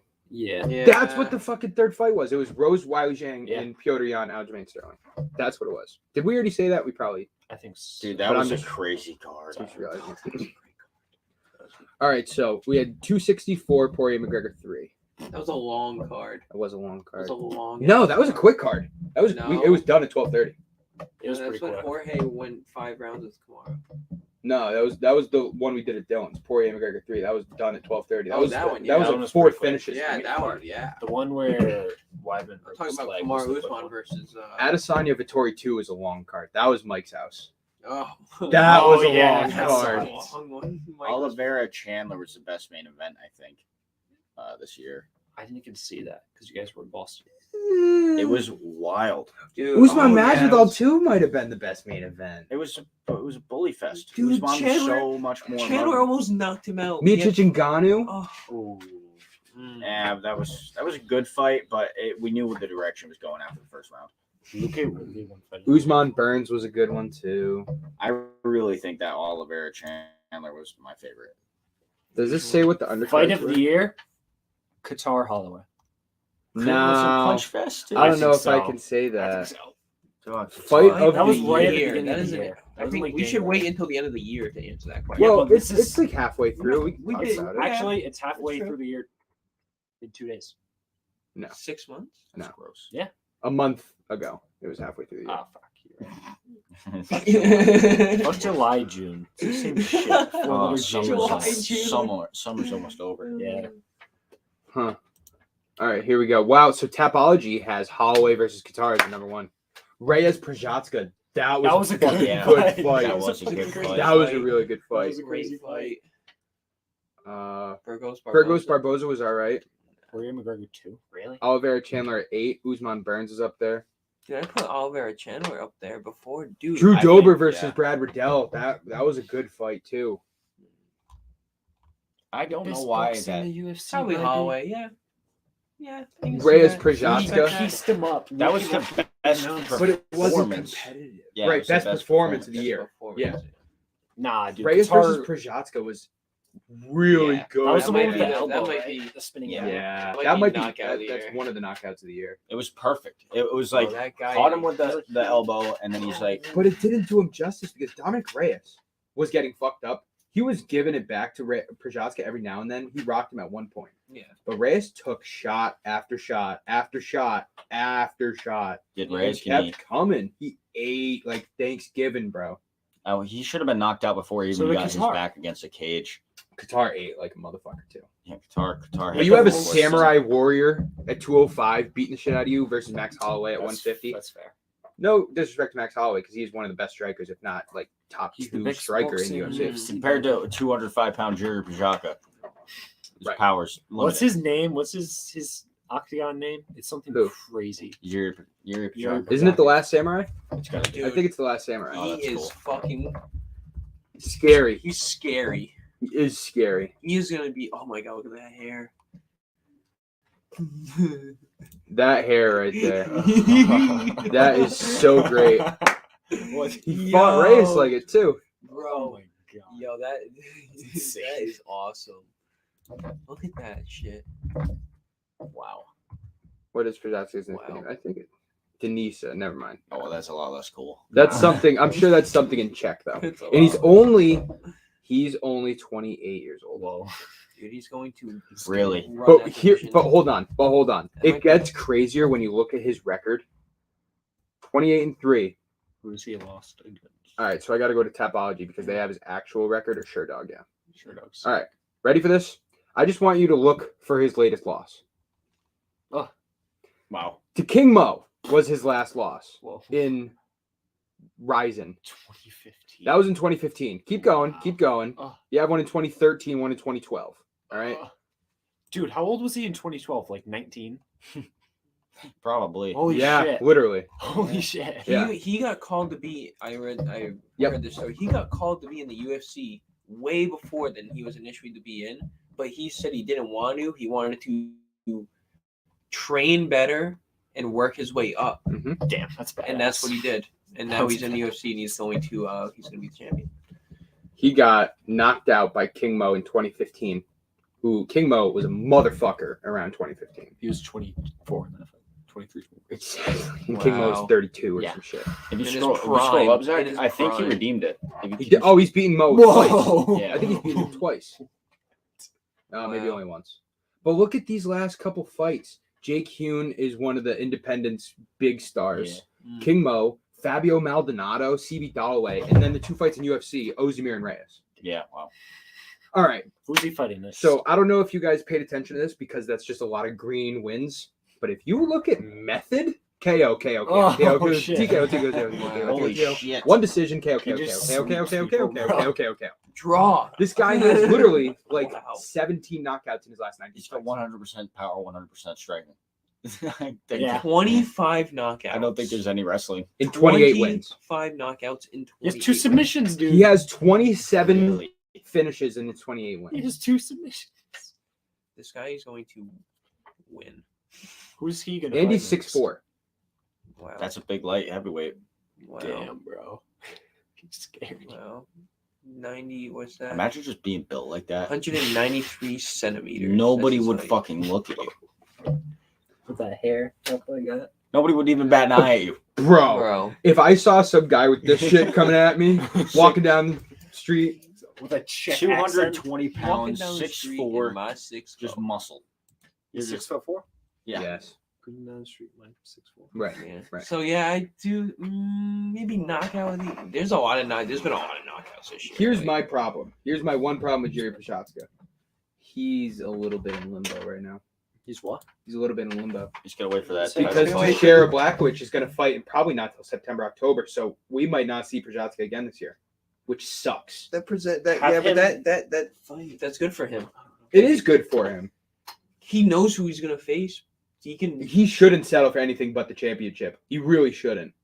And this would mark the quickest rise. We talked about Connor's rise, Yeah. and I don't know who we were talking about when we talked about that. O'Malley. O'Malley, yes. If His fourth. if fight? Prochazka gets his title shot in his next fight, which I would not be mad at all, I think he deserves it. It would be his 3rd UFC fight. Damn. The last person to do that gets a title shot in their 3rd UFC fight. Anybody? Brock Lesnar. Brock Lesnar. I was just about to say that. Damn it. Wow. I've been Yeah. studying. I've been But studying. and he was a superstar, like superstar before he even was in the UFC. Yes, but that was 2008.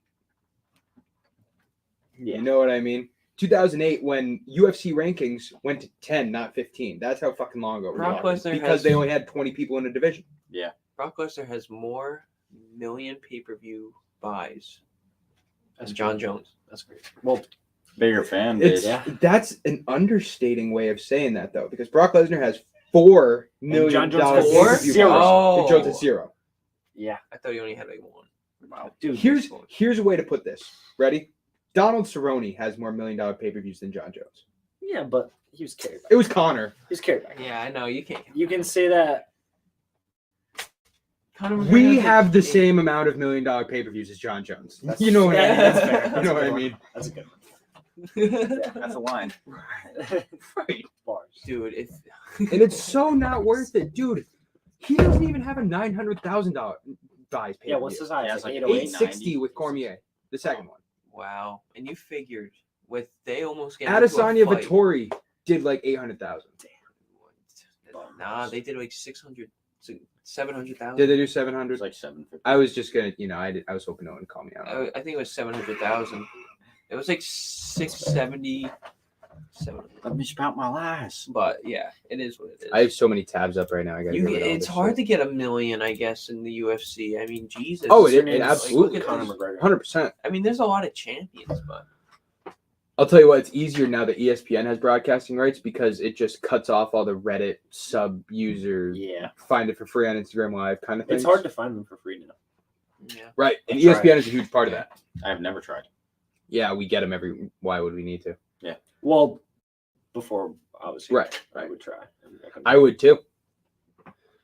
I would tune into commentary channels like ours, which you can find on every pay-per-view event. Right, every pay-per-view event at 8:00 on MMA Complete Podcast and at boys. Complete_MMA. Just the boys chilling. Do you know what the Shameless first ESPN UFC card was? Give me a second. Because I remember watching this fight. The first card. Can you tell me around what year it was? It was 2019. Really, it was 2019. Yeah. I don't know. See, I was gonna say fucking George St. Pierre, so No. that was wrong. It was Dillashaw versus Cruz? No, Cejudo? Cejudo. It was Dillashaw Cejudo. That's right. I completely remember that. What That's is one of it? the big reasons that Cejudo is, in my opinion, one of the most Overrated. overrated UFC fighters of all time. Yeah, that's why he retired, man. Like, He retired on top. Not gonna lie. He is the least deserving champ there's ever been. I'll tell you that much. He won it. No, actually, I would give that to Cormier. Yeah. I'd give that to Cormier. Yeah. Oh yeah, because one of them wasn't even like one of them was He won the light heavyweight Paper champ. championship over Volkan Ozdemir. That's yeah. or no, No, he was Anthony given to him, Johnson. wasn't No, he? he fought for the belt. He did? wasn't Oh, given it. okay. I think it was Anthony Johnson actually. You see what Henry Cejudo had to say about TJ on EPO? He said he's lucky I fucking put him out in 38 seconds or something like that. Yeah, Henry Cejudo really did do it though. Cejudo knocked Dillashaw out, man. yeah, and fucking wailed on him. Fucking wailed on him. Super But- necessary. Dillashaw, and I know the EPO thing makes a whole asterisk about that fight, but Dillashaw, it was kind of an early stoppage. For a title fight, it was kind of an early stoppage. It was justified, He was just and EPO makes it an asterisk. Yeah. But Dillashaw, like, as soon as the fight got stopped, he, like, stood up and was like, what the fuck?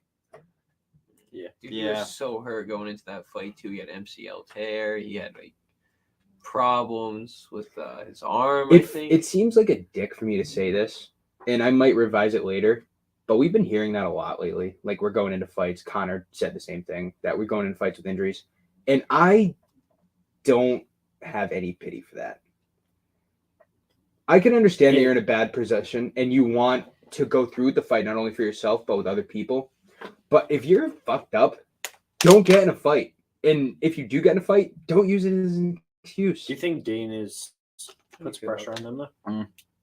When it's like a non-fight stopping injury, don't use it as an excuse. But what, like in Connor's case, where your leg just goes, I think it's reasonable. Yeah. So you're saying like I don't know what would be an example. Of It's that. reasonable. I'm not saying it's not reasonable. I just think that it's the fight business and you're in control of your own fights. I mean, people You can don't- break your arm. If you don't feel like you can fight, Max Holloway just did it.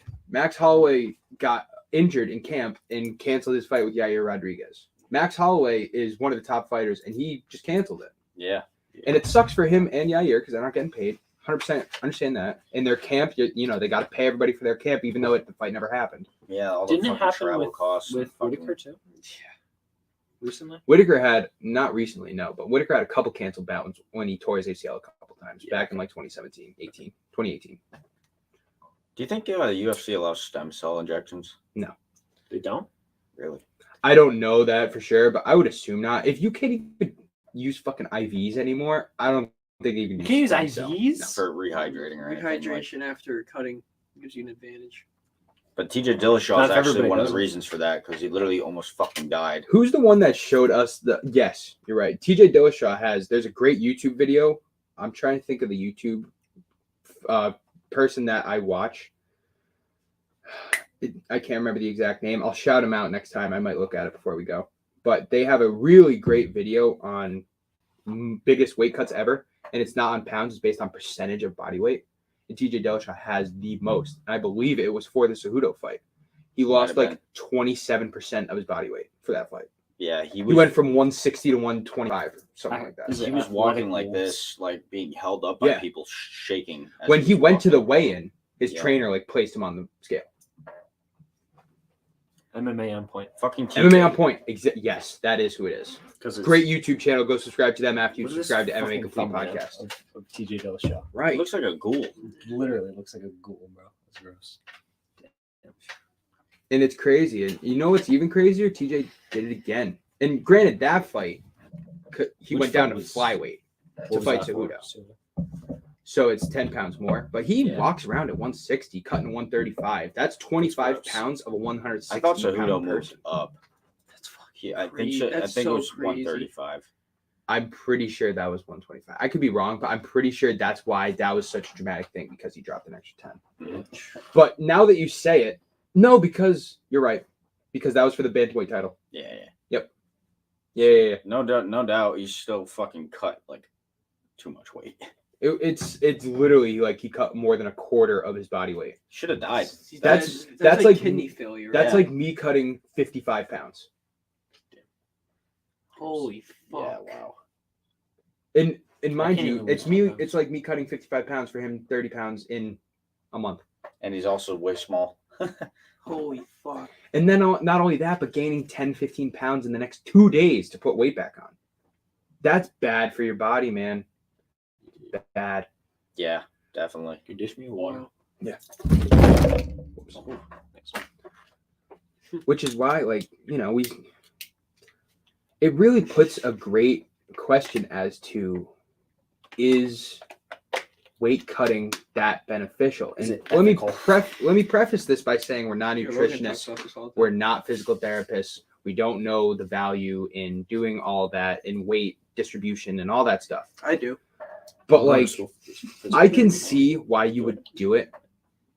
If you're 170 pounds walking around, you don't want to fight at 170 because you're realistically fighting a guy who's 185, Yeah. who's dropping 170. So I get that part of it. But like, if you're more comfortable, who's to say you can't beat a guy 10 pounds heavier than you?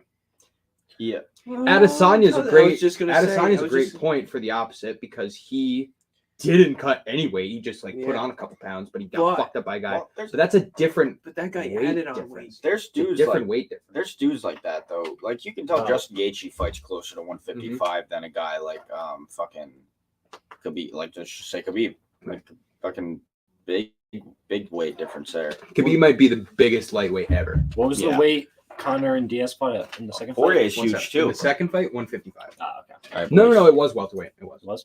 I gotta go. All right. I gotta cook my concussed sister chicken. All right, man. So Have fun with that. Good looks for coming through. I like Enjoy. Saturday. yeah, of course. Enjoy the rest of the podcast. Thank you. Don't forget once again to tune in at Yeah. 8 p.m. every Thursday. What this guy said. MMA Complete Oh, you want Podcast. your Boom, agua? boom. Yeah, I'll take a shirt. It's pretty empty. Garbage. What? Hey, by the way, don't drink raw egg whites from the carton. Okay. Worst stomach pain I've ever had. Don't tell me what to do. Okay. Okay. I I will. have a carton. I will bring Raw it to you. egg whites from the cart. Dude, dude, It's so weird because just the other day I was thinking about doing that. he told us, dude, I'll tell you All right. after. So what else? What else we got? Do you think Leon Edwards should face Jorge Masvidal?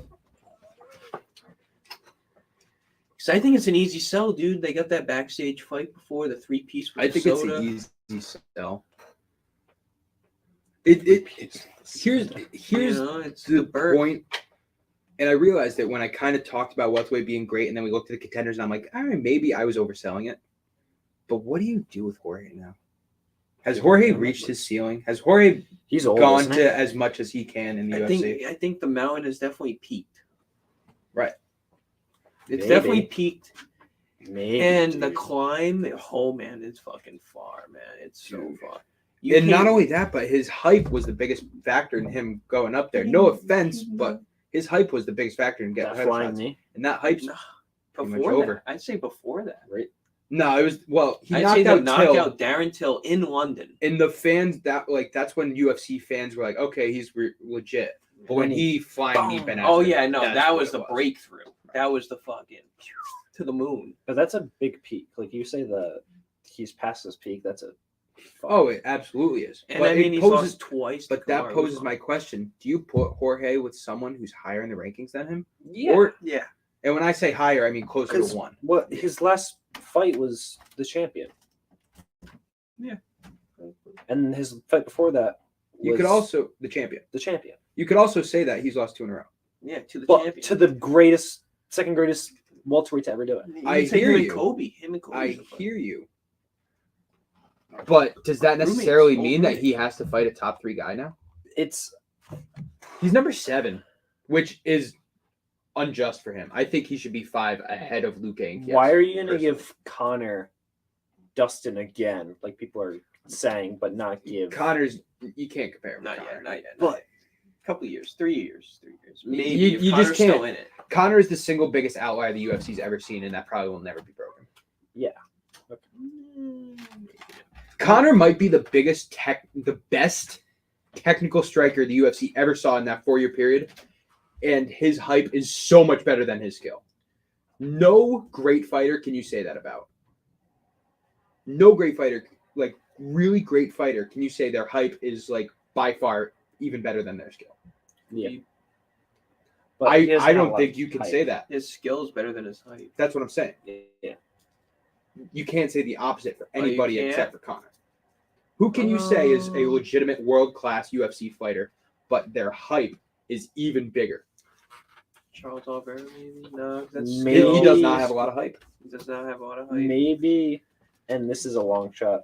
Kamaru Usman has a lot of height. A lot of Adesanya. skill. I would say no. Adesanya's up there. He's one of the most hyped up guys, but Adesanya's legitimate Yeah, he is. world-class Plus he's- kickboxer. And he doesn't have, his last pay-per-view sold 700K. Yeah, that's right. Yeah, with just him, which I mean, I guess is not that bad. It's the same amount as John Jones would do. Right. Well, in that era of John Yeah. Jones, I think John Jones is going to sell more his next one. I agree. Yeah. I think that John Jones is also it's a interesting very you hated say guy. John Jones. I would say the next closest person to Connor. as far as they're great, but their hype is even fucking bigger. John Jones. Francis Ngannou. Francis Ngannou. No, I'd say Usman. Nah, No, because Usman's skills Usman's fuck. crazy, bro. But with Ngannou, I Ngannou. mean, I think we haven't Yeah, even I seen the mean- best of Ngannou yet, though. So I don't think you can say that yet. Isn't that scary? Yeah, I don't think Isn't he's that getting so better, dude. all scary? right, all right. Yeah, but he's Yeah. what, 34? I think he's Yeah, 36? 34. 34. Really? 34 and never been knocked out. Yeah. You know what I mean? Like, he has no mileage on his tank. Yeah. We saw him fight Stipe and he looked like he was 25. Mhm. He's built different in those salt mines. So built different. Built different. He's built different than built different. Yeah. Breathing in salt air and everything, bro. Is running through his veins. The only person that can beat Ngannou is Ngannou. Yeah, he should train in like Denver, so he just has What about John Jones? unreal cardio. That's what I'm saying. Like, John Jones could totally defeat Francis Ngannou, but it will be in part to Francis Ngannou fucking up. I think Because if Francis Ngannou has a perfect game plan and Vice versa. executes perfectly, he's beating John Jones. Yeah. He just is. Where does That he guy fight can out literally of? knock out anybody in the world. What's his In team? gun?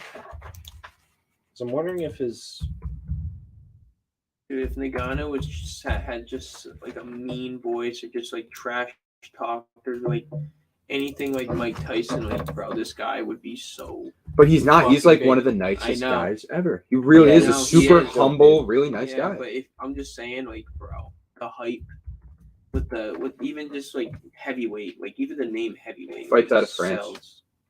interesting. I don't think that's completely true because I think he's in America now. Yeah. But like, I don't know how good his coaching is. And if his manager sucks, like Dana White's saying, I wouldn't. Yeah. I wonder if he's not getting the best coaching he could. I'm sure that Dana White is exaggerating that Francis Ngannou's sucks. Francis Ngannou's manager sucks. I'm sure he is, because in Dana's mind, that's the one guy trying to get Ngannou paid, which is the one thing Dana White's not trying to do. So yeah, he sucks. Basically, I would guess that he's saying that his manager sucks because Francis' manager is like, give us $5 million for the next fight. Yeah. And Dana's like, why would you say that? It's such an outlandish number, when in reality it's not. It's not. But Dana White just wants to push that out, that that's an outlandish number. Yeah. That's Dana's job. That's why I say I say a lot of shit about Dana, about how he's cheap, about how he does things a certain way that kind of fucks up his own way. But it's totally his job, and he does everything that the best promoter in the world would sells do. the fight more by denying the fight. It's so weird. I don't know. When that gets announced, when Francis Jones gets announced, Stipe is pissed that he's not getting. But listen, a rematch. they had lightning in a. Stipe is getting a rematch though. It's just not right away. Yeah, he's pissed. Dana's already said that. He's pissed. He came out and said it. I'm pretty sure Dana White would be fine if John Jones never fought in the UFC again. probably, yeah. Yeah. I really do think. Well, he doesn't like him. And when Dana I don't think he doesn't like fighter, him. John Jones has said he wants 15 mil plus if he fights Ngannou. That's bold. That's up there.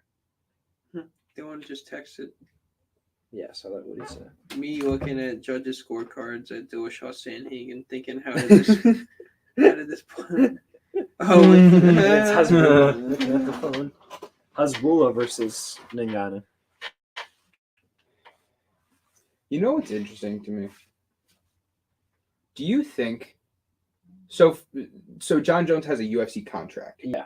That contract, I don't know the details. I would assume it has stipulations like you have 2 fights left on your contract, or you have 2 years left on your contract. What if John Jones leaves the UFC and a private benefactor puts up the money for Jones and Ngannou?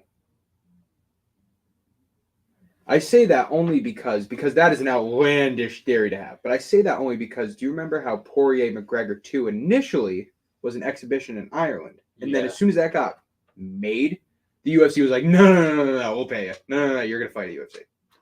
Dude, but yeah, I mean, dude, imagine this. Tyron Woodley versus Jake Paul. Mm-hmm. Co-main event. Ngannou Jones main event. There is not a single thing in the world that would stop Jones and Ngannou being the main event. Yeah, no, that's what I'm saying. Conor McGregor could be on that card and he would be the co-main event. That's what I said. Woodley. How's that for a take? Woodley versus Paul. you ain't I agree. wrong. No, I agree. You can't make that. That's the fight to make of all time, I think, right now. You go home Of all time. bro. Other than I maybe. agree. That is the number one fight I want to see. Other than maybe. GSP Khabib is there, That's what I was about to say. but it's almost certainly never going to happen. GSP Kamaru Usman. That's it. Khabib Kamaru Usman. 3. It's never going to happen. It's never They're good friends. They've said they're never going to fight. Same thing with Usman Adesanya. Bitch. But oh my God, Usman Khabib. Bro. Oh my God, who wins that? I'm Khabib. tweeting that poll right now. We got a couple polls. It's probably Khabib, isn't it? Yeah. Couple polls just finished up. I just want to announce Nick Diaz versus Robbie. 13 votes. Nick Diaz. Nick Diaz 62%. Come on, guys. Robbie 38%. Come on. Don't say the votes, just the percentage. Okay. Islam Makhachev. Rafael Dos Anjos. 78% Islam Makhachev. 77, 23%. And yeah, that's it. All right. Seal Gain 26%. Yeah. We're at 9:10, which means we have. I'm not going past 9:30, but we can stop earlier. What is the number one fight? If you could have a fight between anybody, let's not jump more than one division. You can go lightweight and welterweight. Okay. No matter if they're best friends, they said they're never going to fight. One of them is retired. Like, what is the GSP. one dream match if you could pick any that you would want to see right now? GSP Right Khabib, and I don't give a shit. Damn. GSP Khabib. I want to know who wins that fight. I have a silly one and I have a real one. I think about that fight at least once a day. Once a day, I think about that fight. GSP Khabib, who's winning? Yeah. I have an answer now, but I fucked myself by saying you can't go more than one division. What do you think? John Jones, Adesanya. Nah, it's I want to that's see John Jones. all day. I want to If see it's a Jones and 205, Ngannou more. maybe. If it's a 205, right? I want to see Jones and Ngannou more. But that fight is also up there. Yeah. I just want to see John Jones fight, man. Jones used to be at 205, so I mean that's not. My silly one is Prime. If we're going prime versus prime, Yeah. then that can be even better. Yeah, my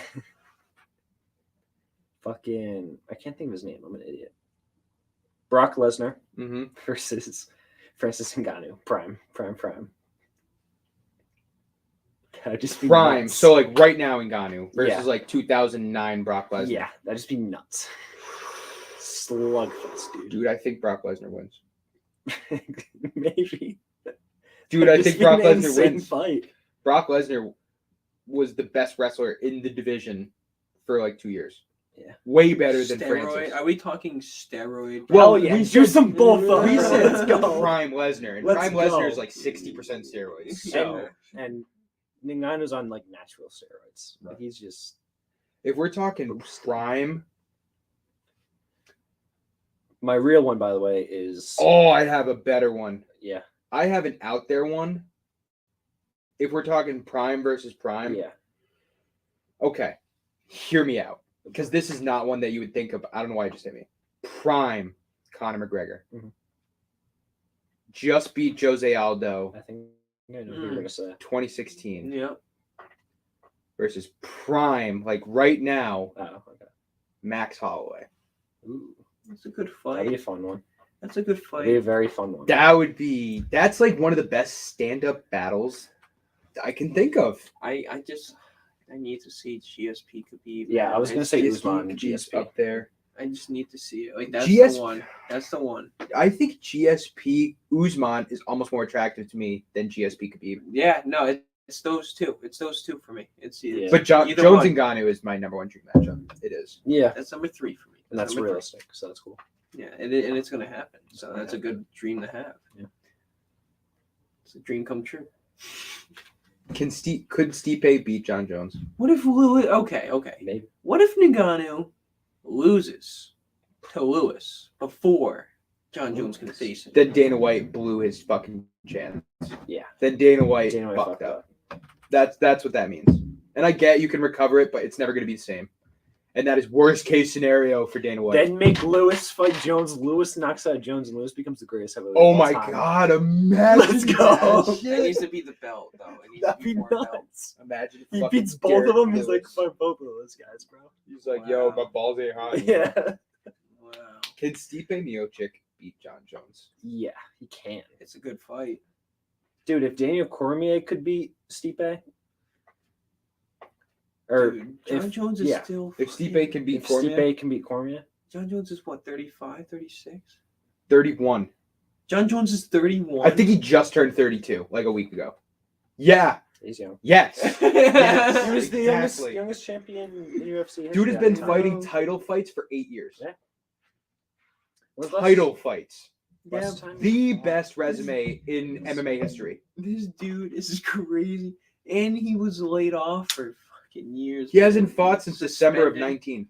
He was just, yeah, I know. Reyes. And he was suspended for a year and a half. And then before that, 6 months. Exactly. Exactly. Imagine if you could have kept it together. Bro, if he could have kept it together, he'd be like 33-1 by now. He would have ran through. He probably would have been a champ. Champ. He's the only I one don't that think he could have can make been 185. I don't think John Jones can make 185. Because even before he was a heavyweight, he was walking around at like 230. There needs to be another weight class. It needs to be a one. There needs to be 2 more weight It classes. needs to be a 195 weight class. I would think that like Yeah. 195 to 215 and then 215 to 250, and then 250 plus would be ideal. No, because you can't change heavyweight. Heavyweight needs to stay at 265. All right, well, you could even do that 215 to 265. Yeah, and yeah, 265 plus. Yeah, I agree with that. I like the idea of a super heavyweight until you get this one fucking what's the tree from Game of Thrones? Some I don't know his name. I don't know. I didn't watch Three-eyed Game of Rhea, Thrones. the crow. No, the huge guy. Groot. Hodor. Hodor. What's his nickname? Hold the door. Hodor. What's his nickname? He's like they call him like the tree. Yeah, Like he's sure. like 6'8", 350 I know what you're pound saying though. bodybuilder. Just like a Yeah. Until one of those fucking guys goes in the UFC and literally just Eddie like Hall. You know who Eddie Hall flicks is? everybody and knocks him out. There's a video of a bodybuilder throwing a 25-pound medicine ball. It hits him in the jaw, like would knock a normal person out, and he just fucking like looks at him and laughs at him. Like Right. they could eat Right. anything. So once you get No one of one's those knocking fucking anyone guys, and granted, all of those guys would not. That's They would proven, literally. but They would literally set fire to a USADA cup. Literally, they would. Yeah. But like, there's gonna be some 320-pound, 7-foot guy who just absolutely wrecks everybody. Yeah, so that's yeah. why you can't do super heavyweight. Make that division steroids allowed. It's while a they're at it. tough buy, you know. How can you have 15 people? How can you have 15 contenders? You know what I mean? Or I just don't see it. I would be in favor of just. What if they make Doing- it happen? We'll watch I would it. be in favor of just doing like heavyweight, like to 280. But that Mm, kind of yeah, I don't know. I don't know how I feel about that. I don't like moving the weight class. I yeah, like it tosses creating it them. up. I like creating them and like not moving like the weights. If you make heavyweight right now 280, Stipe is irrelevant, I think. If you make it 280, that just means Stipe, you like go get 15 pounds of muscle. Yeah, the problem. Go come in at 260. There's just nothing from 205 to 265, dude. Like, why can't you have a 215? Well, that's what I was just saying. Yeah, I know. Like, why can't you have that? But I'm not saying. Yeah, but you can't move heavyweight to 280. It's got to stay at 265 because that's heavyweight. Right. You know, I agree. that's what I mean. So maybe super heavyweight is just like 265 to 300. Yeah. Maybe you just cap it at 300, 315, something. But like Yeah. who would fight at that other than Ngannou? Because no Um, heavyweights right fighting like Stipe. I is at think like 240. Cyril Gain could. I think Cyril Gain could put out more muscle. Yeah. I think guys like Rosenstrike could. And then you never know with these other guys. Like who knows if you Stipe make a could division drop. that could go to 300, maybe in the next 6 months we're like, wow, this guy is like the greatest MMA fighter ever, and he just would have never been able to compete because he weighs He's 290 massive. pounds. Yeah. I mean, Stipe. That's what happens in like the flyweight division and women's Yeah, divisions. that's Like all of a very sudden true. you're like, where the fuck did this person come from? Yeah, women's they cut weight different though. You know? Well, yeah, but I just mean like the Yeah, initial yeah. inception. No, I got you. Yeah. Yeah, I mean, I like the ideas of more division, but I mean, would that make other people go up and down, and then you're ruining that division? Like you would be ruining the heavyweight division. Maybe. Yes and no. I think that there would be You gotta there would ruining be it. a gap. There'd be a 4-month gap where you got heavyweights that are seeing if they should be in super heavyweight and super heavyweights thinking if they should be in heavyweight. But after that clears, like it would be the same thing as any other division now. Like you have a guy that if they're It would losing, definitely- they'd go it up would be to a less division and try competitive. it. It would definitely be less I don't think it would competitive. be less competitive. The trick is you would only be able to open up the division if you had like at least 20 guys that could fucking do it. That's the trick. Because when the last division was created, flyweight, which was like 2014, whenever Demetrius Johnson came around, Yeah. it was different. You could have 13 fighters in a division, and that'd be all right. Yeah. That's fine. You can't do that anymore. You just can't. Yeah. No, you can't. Especially now, like fights every week. That's why I think it's possible to have more divisions now. They've been doing it for a year, right? I think so too. You know what I think is the biggest logical step for MMA? I think there needs to be a second powerhouse organization, whether it's LFA or ONE or Bare Knuckle or whatever. I think Yeah. there's going to be another one, and it's not going to be the next year. It's not going to be 2 years. It's going to be in like 8 years. I was gonna say like look at NFL. but then you got college. Right. You know what I mean? So like a farm system or No, a completely separate organization. Competition for the UFC. One, I think would. Strikeforce had a real good shot at it for a while. Strikeforce is kind of on the downswing. Bellator really is the number 2 right now. Who's One the is guy also in there. Bellator? Douglas Lima? I don't know. I know that Bellator. I'm pretty sure Bellator's biggest name right now is Ryan Bader. Right. Ryan Bader used to be in the light heavyweight, and now he's the heavyweight, and Chris Cyborg's there too. He's the champ in Bellator. I'm pretty sure heavyweight and light heavyweight. Yeah, I think Lima is the current welterweight champion of Bellator, and there were talks of him fighting Usman, and Dana shut it down instantly. But yeah, he's good. I've watched one of his fights. Yeah, He's that's funny. crazy. Yeah, if that's I'm Dana White, interesting. I don't take any questions of anything that has to do with any other organization. I don't even talk about them because, let alone people that don't follow MMA, just MMA fans. Like 70, more than 50% think that UFC is the only organization. They don't even know about LFA and ONE and Bellator. They might have heard of it. Yeah. Right. They don't know it's like a legit. It's like a AAA. And then you AA, talk about people who only know Conor, and you say Bellator to them, and you're like, I have no clue. Yeah. Yeah. Clue. No, you got a really good point there. But I mean, if you think of the UFC now, the UFC is still on such a small scale, but it's big. I don't think you could say it's a small scale anymore. I think COVID really brought out the best of UFC. Look at how big Adesanya is, dude. And he's only selling 700,000 pay-per-views. Mm-hmm. So I'm saying, oh shit, what happened? That's a lot. A lot of pay-per-views. That was weird. No, it is a lot of pay-per-views. But I mean, you look at how many people watch the NFL, look how many people watch baseball. But you're spending money on the UFC. Right. You can't That's another part of it. just turn it on your TV. That's another part of it. We'll wait till this free event. That's what I mean. On ESPN. We should start tracking viewing of fight nights. That would tell us a lot. No, yeah. Oh, for like the for free the fight UFC? nights. Yeah. Yeah, just see what UFC, and On you're not going to see ESPN. what buys is, but I'm sure ESPN can track how many people watch it. Oh yeah. yeah, absolutely. That would be interesting to see. Start making better fight nights. Do you think it's more or less than pay-per-views? They are. It's probably pretty similar. It's probably less. It's probably less, but it's probably not as much less as we might think. They have been making the fight nights better. I've seen my dad, who's not a UFC fan by any stretch of the Yeah. and I've walked in on him just watching fight nights. Right. I'm like, dude, I didn't know you watched UFC. He's like, oh, it was on, so I'm watching it. That's a very interesting, because we were just talking about Jan Sterling might be on free TV. Dude, it's a great sport That's really interesting. that you can put on your TV, watch a fight, and Oh, walk shit. away. Yeah.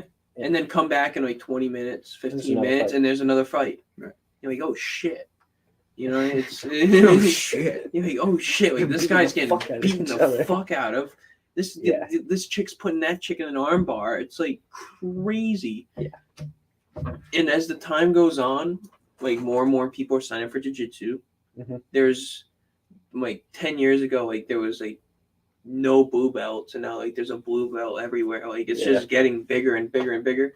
I would like to see a jiu-jitsu organization come into effect. That's the other thing. Imagine a Muay Thai or Jiu-Jitsu organization that just comes in. Because I think the UFC has made that market. Here's the thing. The UFC is the NFL of The problem with making an organization for a single martial art is that eventually you're going to have stars, and though you want those stars to drive ratings for your promotion, but you're not going to be able to pay them enough to keep them out of UFC. You know what I mean? As soon as you get a guy who's really good in a jiu-jitsu, he's going to go to UFC because he's going to make 20 times as much. That's the same thing with having a rival to the UFC. Right. Anyone in Bellator right now, if their contract ended and they were offered a UFC contract, I think anybody would take it. I don't think so, because UFC is so big that they can bleed out people. You know, they can take Chris Moutinho, who had some success in other parts, and pay him $12,000 to go fight Sean O'Malley on a pay-per-view. $75,000 fight bonus. Right, but his contract was $12,000. Yeah, that's it. Quit his That's job. nice. Quit his Yes. job. Yeah, but look at the opportunity he got. Look at the name. And that's he why got you built. can do it. And that's why you can do it. That's why the UFC is so much better than Imagine that kid. UFC, right it's not a monopoly, but it's as close to a sports monopoly as you're going to Look find. how many followers he has on Twitter. Just Twitter, because before the fight, we don't have to get into this. We got 5 minutes. no, He made no. triple- He had over 300 triple. followers on Twitter now? before the fight, and now he has like an absurd amount, Probably like 100,000. 35,000, Oh, shit. Okay. But yeah. just from one fight, from getting his ass beat, fucking face pummeled in. Wow. Just eating fast, Like, what a Man. well-known guy now, and now he just teaches classes. But what's interesting Was in class 2 days later. What's interesting? No, he was in class the next day. Next day. Sorry. What's interesting about looking at the UFC from a business organizational standpoint, comparing it to an NFL or NHL or NBA, is that the NBA or the NFL is the best monopolistic comparison for a business, a sports company. Yep. The NFL, however, has a tree where owners and conferences and leagues. There's no NBA. Well, hold on. Okay. The NFL has the American Football Conference and the National. Football Conference. Now, both of just those two things, not mentioning the teams at all, the AFC and the NFC has a corporation behind it with owners and board members. Yeah. And then you have each team, which has an owner, and the owner is Yeah. really the most influential person in the entire league anyway. Pretty much. And then you have the rosters. The roster is the guy that makes the money, but they're making money, but they're not a real great, they don't have the power that the owners have, Yeah. and they don't have the unions, or the NFL has unions. And then you go to UFC, and it's just like one owner. There's technically, like, Zuffa used to, I can't remember the exact corporation that owns the UFC right now. Dana White's up there. He's the head promoter. Yep. And then you just have a bunch of roster A lot of players. celebrities and stuff. Like it's such crazy to think about where it'll be in the next couple of years, because if you think about the UFC from an organizational standpoint, it's basically what the NFL was in like the 40s or 50s. Kind of, It yeah. really is, I would because say it's like the NBA, dude, because the NBA is what they got G League. Oh, college. Never mind. I always forget about college. well, dude. just from I don't watch the college. fact that the fighters have no power, Yeah. no power. Conor McGregor has power. John Dude, Jones has power. man. Like Chris Montino, like he went from 300 followers to 35,000. Meanwhile, Dana He can White has sell 50 merchandise. million.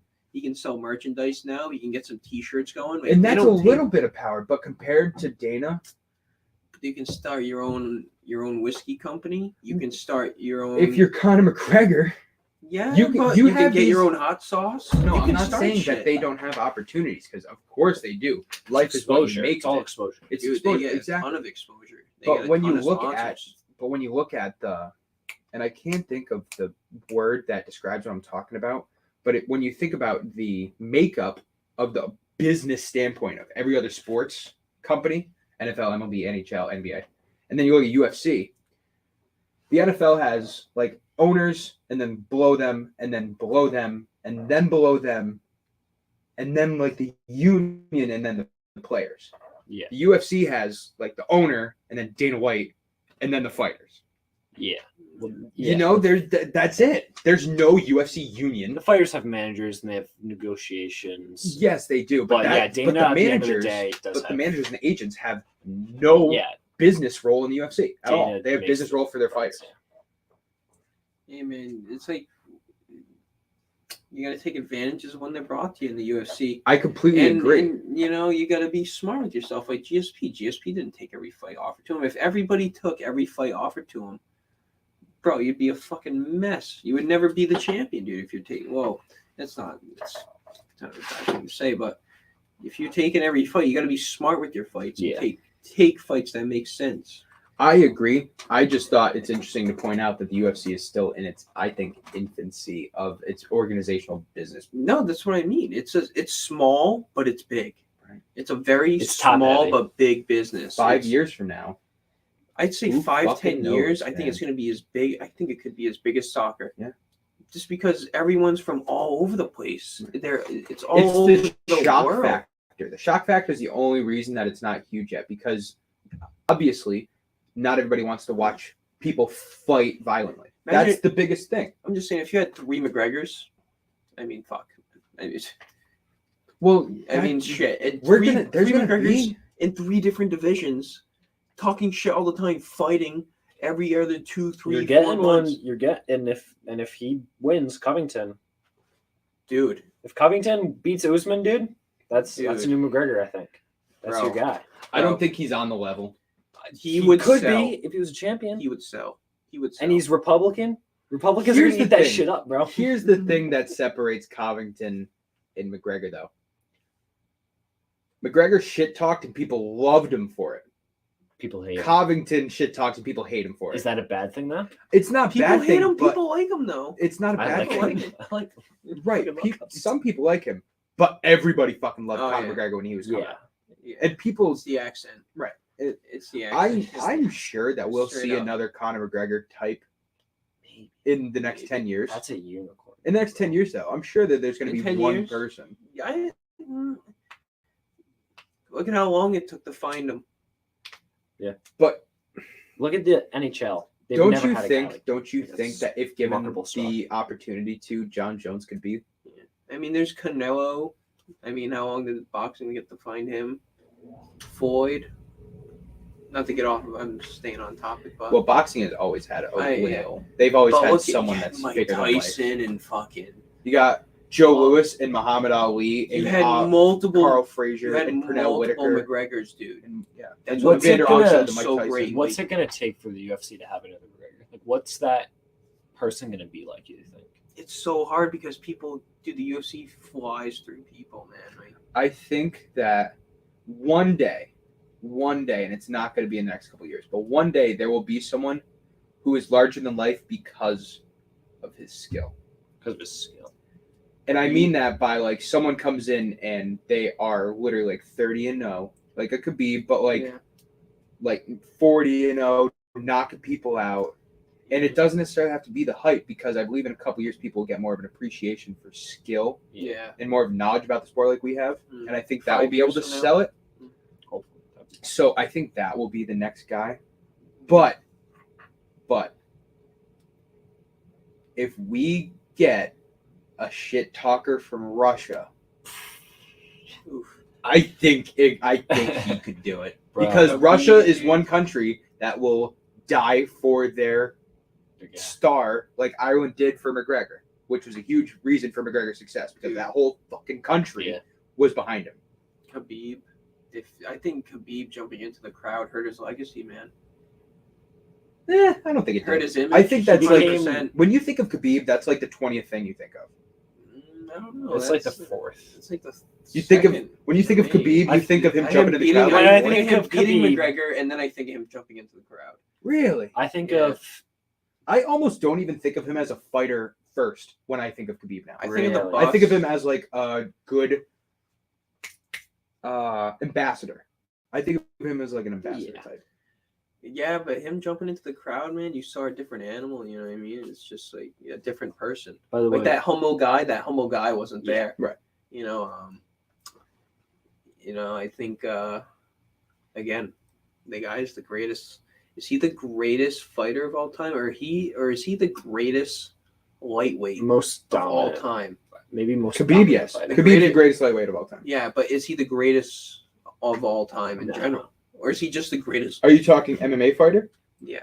Well, if you want to know the answer to that, go check out MMA Complete Podcast episode 53, where we broke down our top 10 MMA fighters of all time. Yeah. Yeah. Did you guys not give Yeah. my list? Yeah, we gave you a list. Oh, you did. Yeah. That's why we gave you shit for having John Jones at 7. Fuck John Jones. Bro. He hasn't earned it yet. I don't think he's earned it yet. Yeah. Dude, oh my god. Fuck that He guy. hasn't earned it yet. Who's he beating? Daniel Cormier twice. Almost lost to Gustafsson. Almost lost to Dominic Reyes. Fuck off. That is wow. Rashad Evans, Shogun Hua, Rampage Jackson, Gustafsson twice, Cormier twice. I'm missing so many. Glover Teixeira, Anthony Smith.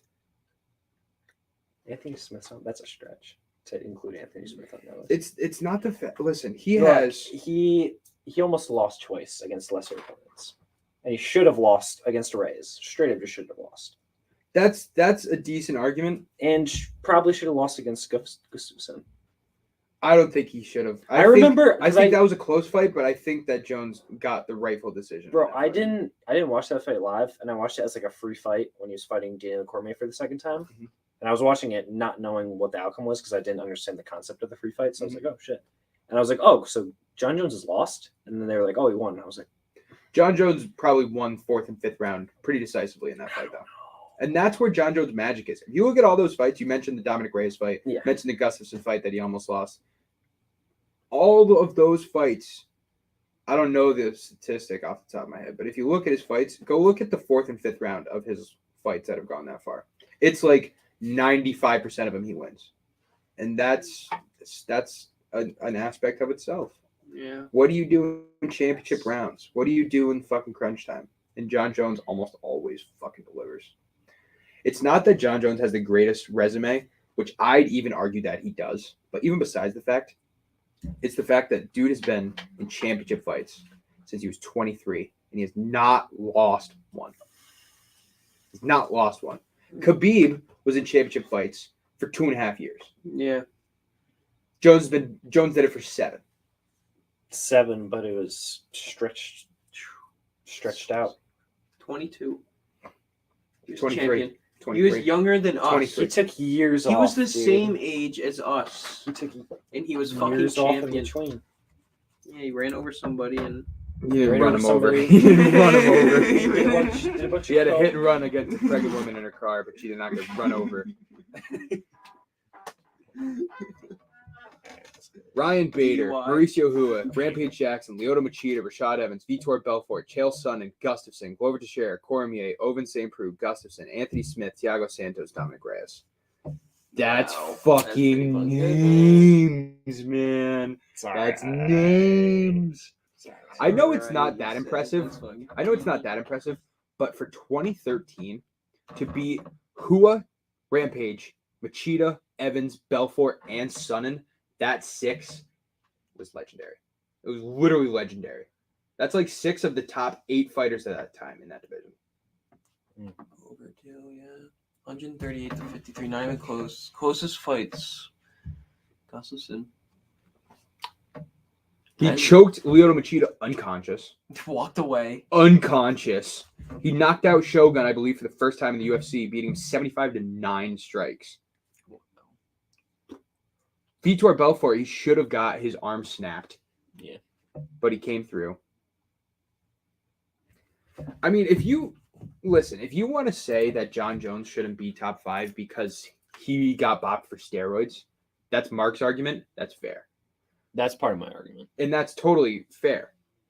I'm a John Jones fan. He's my favorite UFC fighter, and I try not to be biased.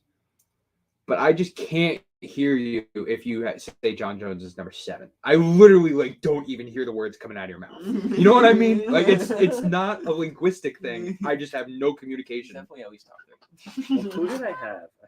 You had, I think, Nunes at number 1. You had Usman up I had Nunes at number 2. there. Usman is up there, but he's not that up there. GSP number 1.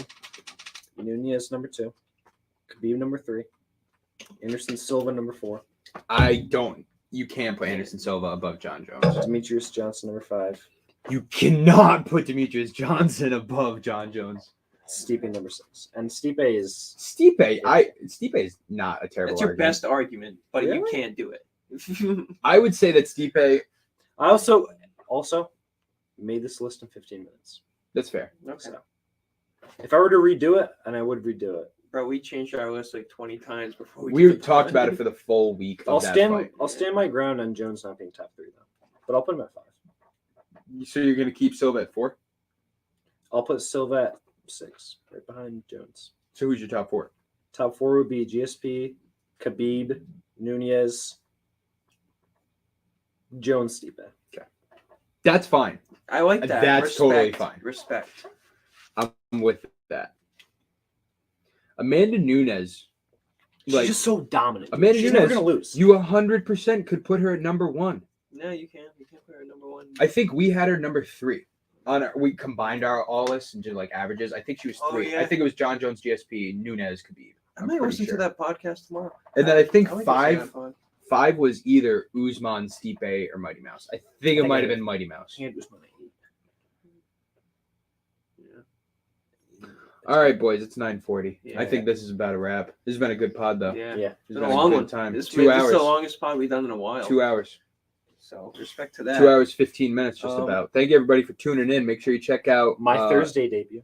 Yep, Yeah, Kobe's debut. Thursday debut. Your Thank you debut. for coming in, bro. Yeah. Thanks for having me. So make sure you check out our live stream 2 weeks from now on August 7th for UFC No, we're 265. doing that next.